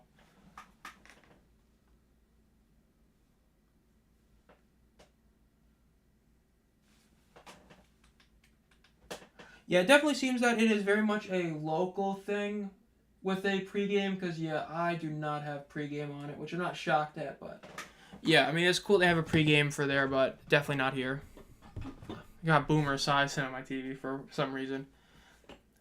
How was the second Tank Bowl worse than the first? That Houston O-line. I mean, the whole reason was because I talked about it, like, in the power rankings. By the way, 2-point is good. Arlington has officially hit the over by themselves. But, I mean, the issue was, in truth, that Perez had his worst game of the season. That's what it was. Perez had his worst game of the season against Houston. That's why that game was close. If Perez played like he did in any other game of the season, Arlington blows him out. But he had his one bad game, and I mean that's why it happened. And look at this game. I mean, Memphis is bad. Memphis is bad. G-Man, dude, you are a trooper for sticking through like most of this game as a Showboats fan. You really are, because this is bad. I mean, this is definitely a stat padding game for Arlington. Look at that, 47-17. That is, let me check. That is now the highest scoring game of the entire season for a single team. No team has put up that many points. The highest was 45 by St. Louis. So yeah, I mean, Renegades have hit history. This is now the highest scoring single team in UFL history at 47. So, congrats, Arlington. Even the 2022 Maulers weren't this bad. True. Cardinals on Fox after football. Yeah, and they already announced that the game is going to be a run-on, which, yeah, of course it was gonna, but, yeah, I mean, that's really great for everything. That means Battlehawks fans are going to turn on the game at the end. It's just great. Needing to open them. No, if St. Louis loses, the only way I move them any farther down than 3 is if they get blown out by like 20 points and Michigan with Lurik as their quarterback wins by 20. If that happens, Michigan unarguably is the second best team in the league. Unless those are both blowouts, which I do not expect it to be, St. Louis is number 2 no matter what, to me. There's no way they drop to 3 or lower unless they get blown out and Michigan blows out DC. Unless those happen, St. Louis is going to be 2. But yes, I do expect people to overreact and put them far lower, which they shouldn't. At the end of the day, St. Louis will have only lost a close game to Michigan and lost a potentially close game against Birmingham. That's not that bad. Don't say that, Jay. Come on. I mean, I agree, dude. The 2022 Maulers were really bad. Like, yes, the Showboats team's getting blown out every week, but, like, dude, the Maulers were also really bad. They were just...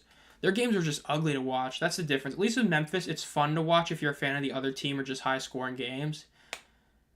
Pittsburgh was just awful to watch. They were an ugly team. Let me see. 2022 USFL. 2022 Pittsburgh Maulers. Let's see. The 2022 Pittsburgh Maulers... Well, yeah, I wanted the 2022 season, not the 2023 season. Okay, thank you so much. Kirby Wilson. Yeah, I mean, they're 1-9 season, 2022. Yeah, I mean, in 2022, they kept games closer, technically, but, like, a lot of their games are bad. I mean, they got shut out 24-0 in Week 3 to the Panthers. They barely won a game by 1 point. I mean, that Week 1 game against the Bandits was one of the worst games I've ever seen. In a game for the number 1 overall pick, they got blown out 33-21 to Paxton Lynch, of all people, so... I mean, this Michigan team, Memphis team is sadly up there for one of the worst teams in spring football history, but, I mean, hey, they still have one more game against Houston. Oh,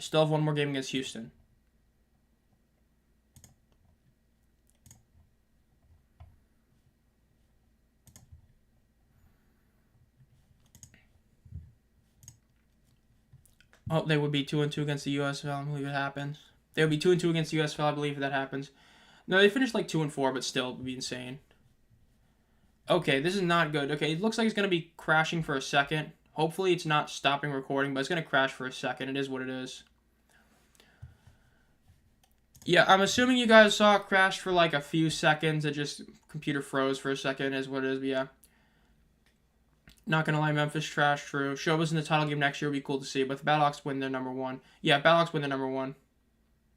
Hey, the good game starts in just a few minutes, so there's that. That's definitely a good thing.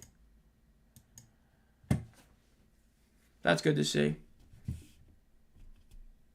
Oh yeah, my thing definitely crashed for a couple seconds, yeah. Yeah, just crashed for a couple seconds. My computer just completely froze, but it's fine now. I was not surprised. It looks like James Larson is maybe there.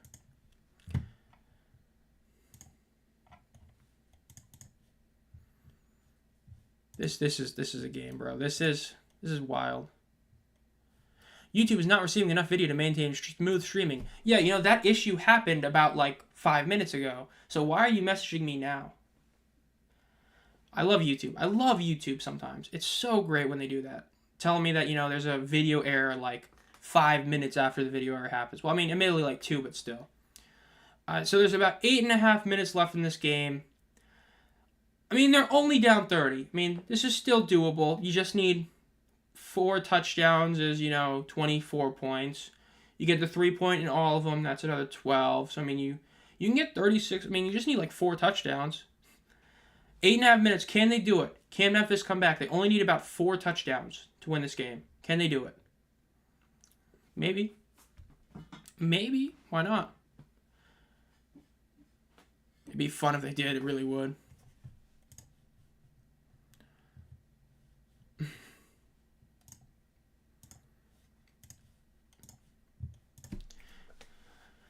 A 30-point lead is so crazy. Oh my god. Ooh. Memphis with a massive play. That's crazy. That almost was another tragedy. Instead, somehow Memphis got another mini highlight.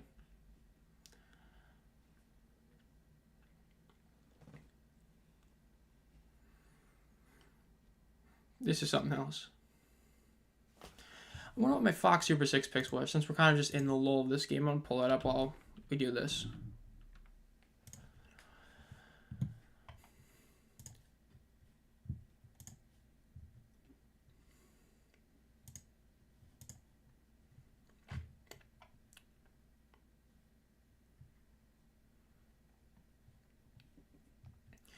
Okay, let's see. I had...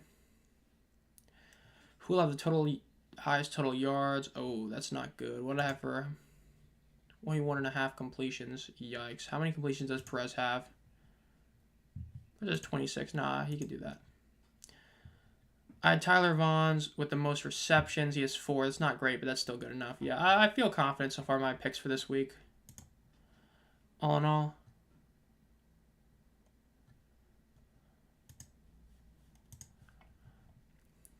Oh, wait, never mind. Daly Davis is 72 yards already. Ooh, I might have to switch that one up. Nah, Wes will have more.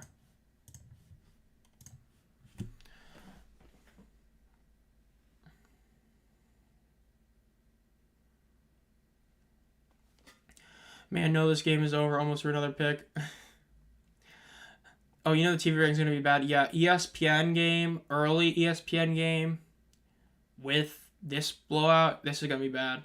I mean, it is not going to be good. I saw some people like estimating this would have like 900,000 in Reddit, and I was like, what the heck? Like, what do you mean 900K for this? No. Games tomorrow? Maybe. This one? No. And Case gets brought down in the backfield to the shock of nobody. And it's a fumble. And it is lateraled.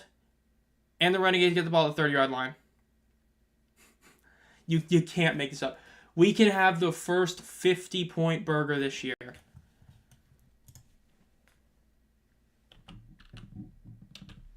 We will have a 50 burger if they score at all.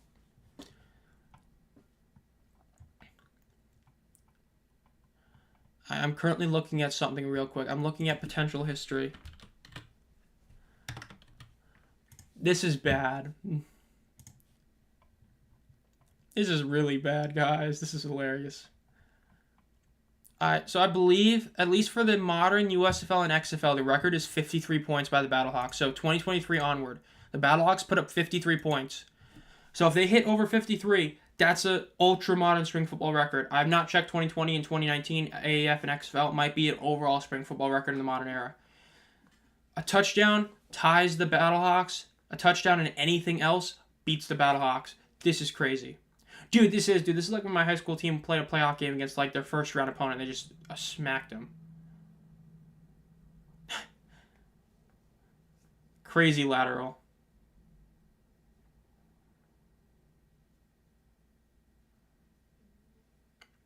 It looks like me trying to get a girlfriend out there, bro. That's bro. Okay, they're calling it an illegal forward pass.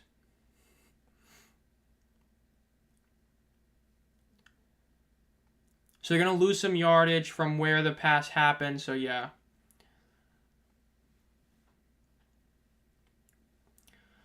So yes, this is not going to be great for Arlington, but they still could hit the 50 burger, which would be crazy.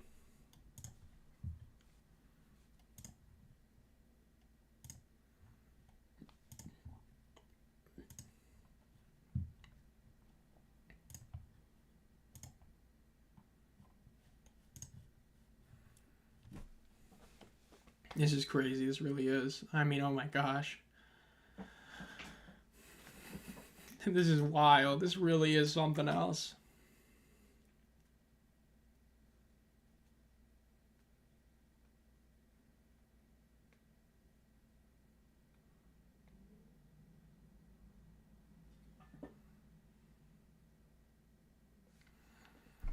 Yeah, Arlington is going to get the ball back very far back. They're going to get it at about like their 35 instead of getting it at the opposing like 33. So this is not good for Arlington, but again, they still could pull it off. Let's see. Hands off the ball to Smith. Gets about 4 yards in the carry.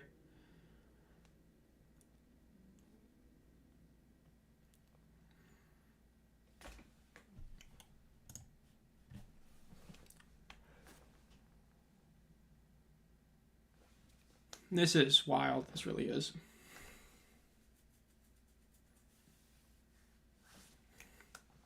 Yeah, this is a crazy game so far. I mean, this is a blowout. This is really bad. I think this is the worst overall score as well for this season. Let's see. What was that Battlehawks game? I mean, the Battlehawks 45-12. So that's like the worst drubbing so far, 45-12. So this is up there for worst drubbing ever. So this could be even worse than it. This is not good for Arlington. I know. Hey, if you're a Renegades fan, you're hoping to hit 54. 54 points is that magic number that's better than any modern, like any 2023 XFL game or any 2022 or 2023 USFL game. That's the magic number right there. Hit 54. That's what they're going for. I mean, hell, they might hit 60. With how bad the Showboats are playing, they may hit 60. Yeah, I hate to say it, but G-Man, which was worse? This game or the 42-2? Which was worse? Because I think the funnier is the 42-2, because your only points were a safety. Showboats for the playoffs next year, dude, the revenge story. Just like the Maulers, dude, they went from being absolute trash in 22 to making the playoffs in 2023.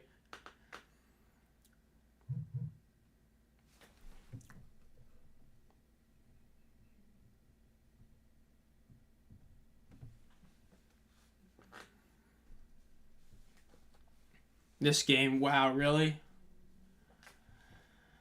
Next game's up, the Birmingham St. Louis game at 4 p.m. Eastern Standard, just a few minutes away. Yeah, this game probably just going to run out the clock. It's going to hit 2-minute warning, they're just going to end the game, bro. This is just not good. About a 5-yard game in that run. After experiencing both game live from start to finish, the Renegades are the XFL champs, and they went 0-6. I mean, I tried to talk about it before. I mean, the Renegades won that championship because Perez played out of his mind. I mean, he's already been a top 3 quarterback this year, unarguably, but he was even better in the playoffs last year. But everybody forgot because of how good Magoo was in the playoffs. So the Renegades got inflated because of that. And then number 2, like I talked about earlier, they decided to draft a backup quarterback with the first overall pick in the dispersal draft instead of Ja'Cour Pearson, Trent Harris, blank any other player. So those 2 things really are why this team is not that good. It really is why. And I mean, they've kept games close. They've just been choking at the end as well. Yeah, Perez and the Brahmas would be crazy. Perez would be a big upgrade even over Garber. So if you put him there, oh my god, that team would be a championship contender like that if you put him there. So yeah, open up more seats of protective could be 17,000. Who knows? I mean the goal is like I think technically the best goal would be about like 16.6. That would be the highest non-Battlehawks total for this season. Over 17.5 is better than any Stallions game in modern history for a home game. 20,000 would naturally be a massive hit. So if they hit like anything like that, it'd be huge. Dude, Perez on any of like either the Brahmas or Panthers would be insane. That would be, oh my god. Dude, him with Marcus Sims. Dude, that would be terrifying. It did have a lot of action, that is true. This game, 47-17. I mean, it's wild. Oh, Lindsey Scott fumbled the handoff. Might be Memphis ball. For whatever it's worth.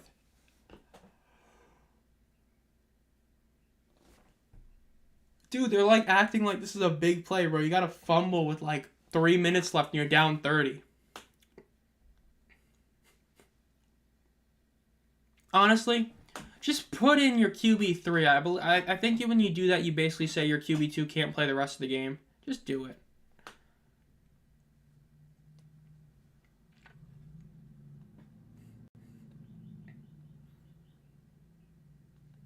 This is something else.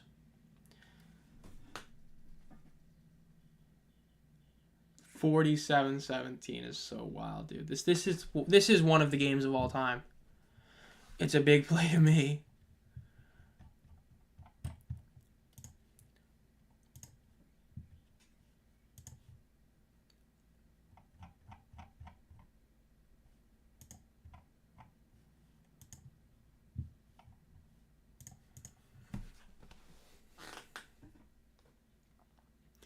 Is it time for a coaching change for Arlington even if they're winning? I mean, it's all a matter of what the league and Stoops want. Because, the only coach I think that truly has been fireable in terms of, like, they've been that bad is Curtis Johnson. Everybody else has at least shown you true upside, whereas Curtis Johnson can very much be that he was carried by Mark Thompson playing out of his mind last year. So I would say CJ is the only one the league should definitely think about firing. Everybody else, I would think, should get another shot. But naturally, it's up to if they want to do it or not.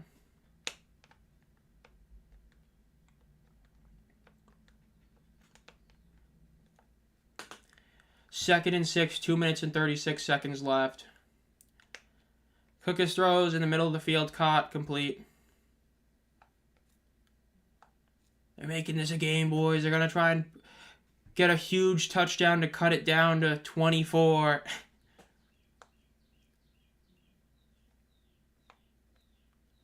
Let's see. They're lining up in shotgun. Cookus gets the snap. Throws the ball to the right. It's complete. And it's not a first down. That's going to be a 2-minute warning. The Battlehawks Stallions game starts in a few minutes. So those of you who are going to leave this, naturally, I hope you guys have enjoyed the stream. For those of you who are leaving this to go put on that game, I hope you guys have enjoyed the stream. If you haven't, make sure to like this as well. And if you're new here, subscribe to the channel as well. We're getting close to 800 subscribers. And for those of you who are leaving now, I hope you enjoy the Battlehawks Stallions game, as it should be a good one. And for those of you who are still going to ride it out till the end of this, maybe we see some more scoring. I mean, hey, Memphis can at least make it closer, make the loss look only really bad instead of horrid. But yeah, Roughnecks head coach trash, dude. Curtis Johnson has been a massive failure this year, dude. He has, like, every issue of, like, he has, like, the DiFilippo issue of his overall talent isn't gelling. He has the issue of Reggie Barlow, which is terrible challenges and terrible timeouts. And he even kind of has, like, the Wade Phillips, A.J. Smith, where some play calls are bad. It's like the trifecta of awful. The championship game is a hard no. I'm going to be at the championship game, so there is no way I can stream that. I will be at the championship game. I might stream one of the 2 playoff games. I might do that, though, for the first round. But the championship game, I will be at the game, so there will not be a stream. because I did just book my hotel. I just have to wait for the tickets to come out to buy them. But I already have it, so yeah. That was a perfect way to describe it. I mean, it's mean, but it's true. I mean, he's like every worst part of all the other coaches that have been disappointments. It's just bad. I see you, Adam. Hope you enjoy the next game.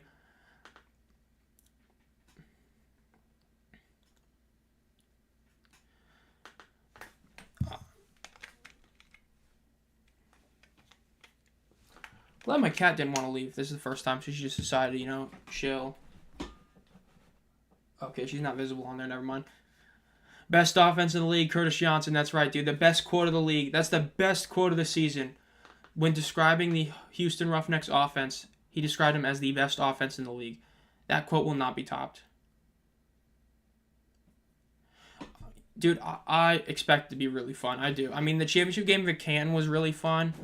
But, I mean, the St. Louis one is going to be crazy. That would be so... I mean, especially... Even if the Battlehawks don't make it, the overall atmosphere is going to be insane. It definitely will be crazy. I mean, hey, my team, percentage-wise, has a 50-50 shot of making it, so yeah. I hope my new job will allow me to watch the playoffs and championship game because, man, I love the UFL.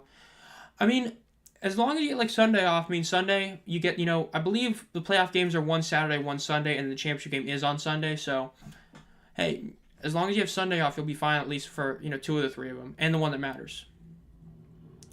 Yeah, this game has been something else. I honestly might have to change my Fox Super 6 picks because you actually have time to change them. Because, oh my god, dude, some of these are just crazy. Like, the stat line some of these guys have already put up is just to a point where it's like... I mean, David Davis now has... Let's see. Has... 83 yards. I don't know if Wes is going to hit it. We need a Zomb Phox row. Got to meet my guy, man. I will be at the game, and unlike last year, I am going to, put out where I'm going to be sitting and all that whenever I find out the tickets. So if anyone wants to come meet me, I will be there ready for that. But naturally, I got to wait for the tickets to come out. Do I think David Davis has rushing plus receiving. David Davis has 83. Yeah, there is no way. I'm sorry. I love Wes. I don't think he's going to hit that. I'm changing to him. Now, what's the other one? Completions or receptions. How many does Vaughns have? Vaughns has 4. I do think Latimer will have more than 4 receptions. Who will have the highest total completion, rushing yards? Let's see. How many does Perez have? Perez has 27. I'm going to go with... And total touchdowns, we've already seen a bunch this game. I actually am going to go with touchdowns this week. I think there's going to be more touchdowns than everything else. Well, hopefully it doesn't come back to bite me. I am changing multiple of my picks because of how this game has gone. So, let's hope it doesn't backfire. Bro, I'm there to say less, dude. It's going to be fun. It's going to be awesome. All right, see you, G-Man. I mean, this sucked, but I mean, hey, we will be doing another Tank Bowl, barring the Roughnecks going on a win streak in Week 10. So maybe then the Showboats will get a win. But at that point, you might want them to lose just to get the first overall pick. But yeah, the Battlehawks game is starting. So yeah, all you guys who are going for there, again, have a good time watching that game if you're leaving this right now. Again, thank you all for being here for the whole time. Make sure to like the stream and subscribe if you're new here. So yeah, Fox Super 6 is the pick 6. Just look up Fox Super 6. To make an account, you just have to have an email. You don't even need a password. You just sign in with your Gmail. You have a few minutes to get your picks in. No, you have a decent amount of time. At the end of the first quarter, it's over for making picks for this week. But you can, if you go to Fox Super 6 Challenge, it'll be a UFL. You go to your account, you can make picks. Yeah. The questions for this week were who will have the most total yards between 4 guys. Order the teams from most to least and highest scoring. Will the Beham game be an over-under where the highest total be 4 different things and all that? I mean, I did pretty bad the first week I did this. I did a little bit better the second time. Hopefully this time it's better. I mean, you can start it right now. I mean, granted, you already have some things that are decided, but you still have a few minutes to do it. You have until the end of the first quarter of the next game to do it. So you still have time to do it. I mean, I just changed a couple of them because, David Davis already has, 83 yards now. And so it's do I think Wes is going to hit 83 total yards? I don't think so, so I'm going to pick David Davis there. No three-point conversion. They're going for the 4th and 12, baby. Let's see. Can it be successful again? We've seen it be successful a lot. I believe it's 3 of 4 now. Yeah, it's 3 of 4 now. Will it go to 4 and 5? Let's see. Yeah, they just showed it. It's 3-4. Does it do it again? Let's see. I mean, man, this is crazy going for 4th and 12. It like doesn't even matter. That's crazy. I hope not. I got that minus 21.5. I mean, hey, if they get it, they still got to get a touchdown too. I mean, that's still a 24-point game right now. And I doubt they kick a field goal. You got to get touchdowns if you even want a shot. Honestly, it'd be so funny if they get this, then fail by like throwing an interception right after. That'd be peak comedy right there.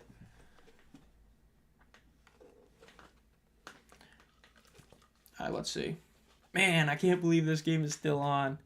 They got to stall it out to make us, maniacs finish watching the Tank Bowl before we get to go put on the good game. It's crazy. Let's see. They're lining up with one guy in the backfield with Case. Case has got a couple guys out wide to the right, one at left. He drops back. They call neutral zone infraction. They do not get the free play. They are not going to be happy about that. This game's still on? Yes, it is. Memphis is going for the 4th and 12. I'm going to open my door so I can see the other game. And it's a commercial. Let's go. Yeah, there's 1 minute and 2 seconds left. Arlington just got hit with a neutral zone infraction. So it's going to be like 4th and 7 now. So, yeah.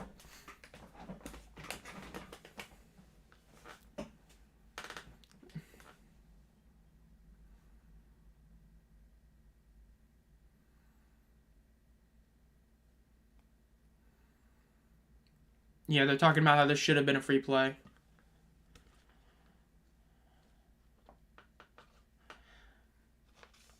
All right, let's see. 4th and 7 now. They should get this, but it would be Memphis if they don't. It would be such a Memphis play if they don't. Case gets sacked. And it's stripped, and Arlington gets the ball. Game is over. So that'll do it. I know the game isn't technically over, but I mean the other game is basically starting now. And Arlington is going to be able to, just kneel the ball out, even though Memphis still has 3 timeouts. It's not like they can really do anything with it. So, I mean, I guess we'll see. I mean, it basically is over. If I was Memphis, I wouldn't even call timeout. Just let the game go down. It is what it is.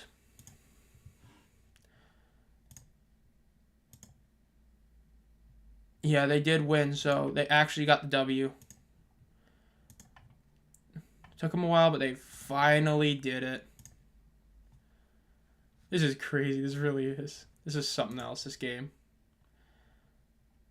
But it's like they are going to be going for a play because Memphis does have timeouts, even though, like, again, the game's basically over. Like, come on.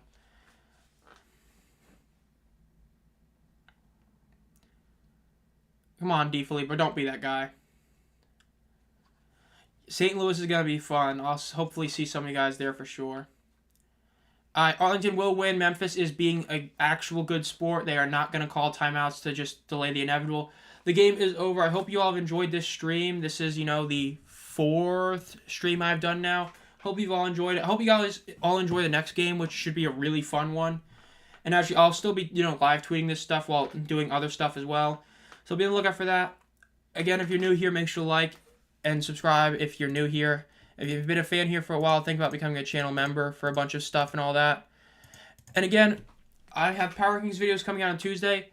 On Monday, I will be having a Tank Bowl video come out. BM Stadium 25% at best. Yes, but to be fair, a lot of attendance comes out later. So we'll see for sure exactly how good it is. I mean, even 25% is still well over 10K, so that's good to see.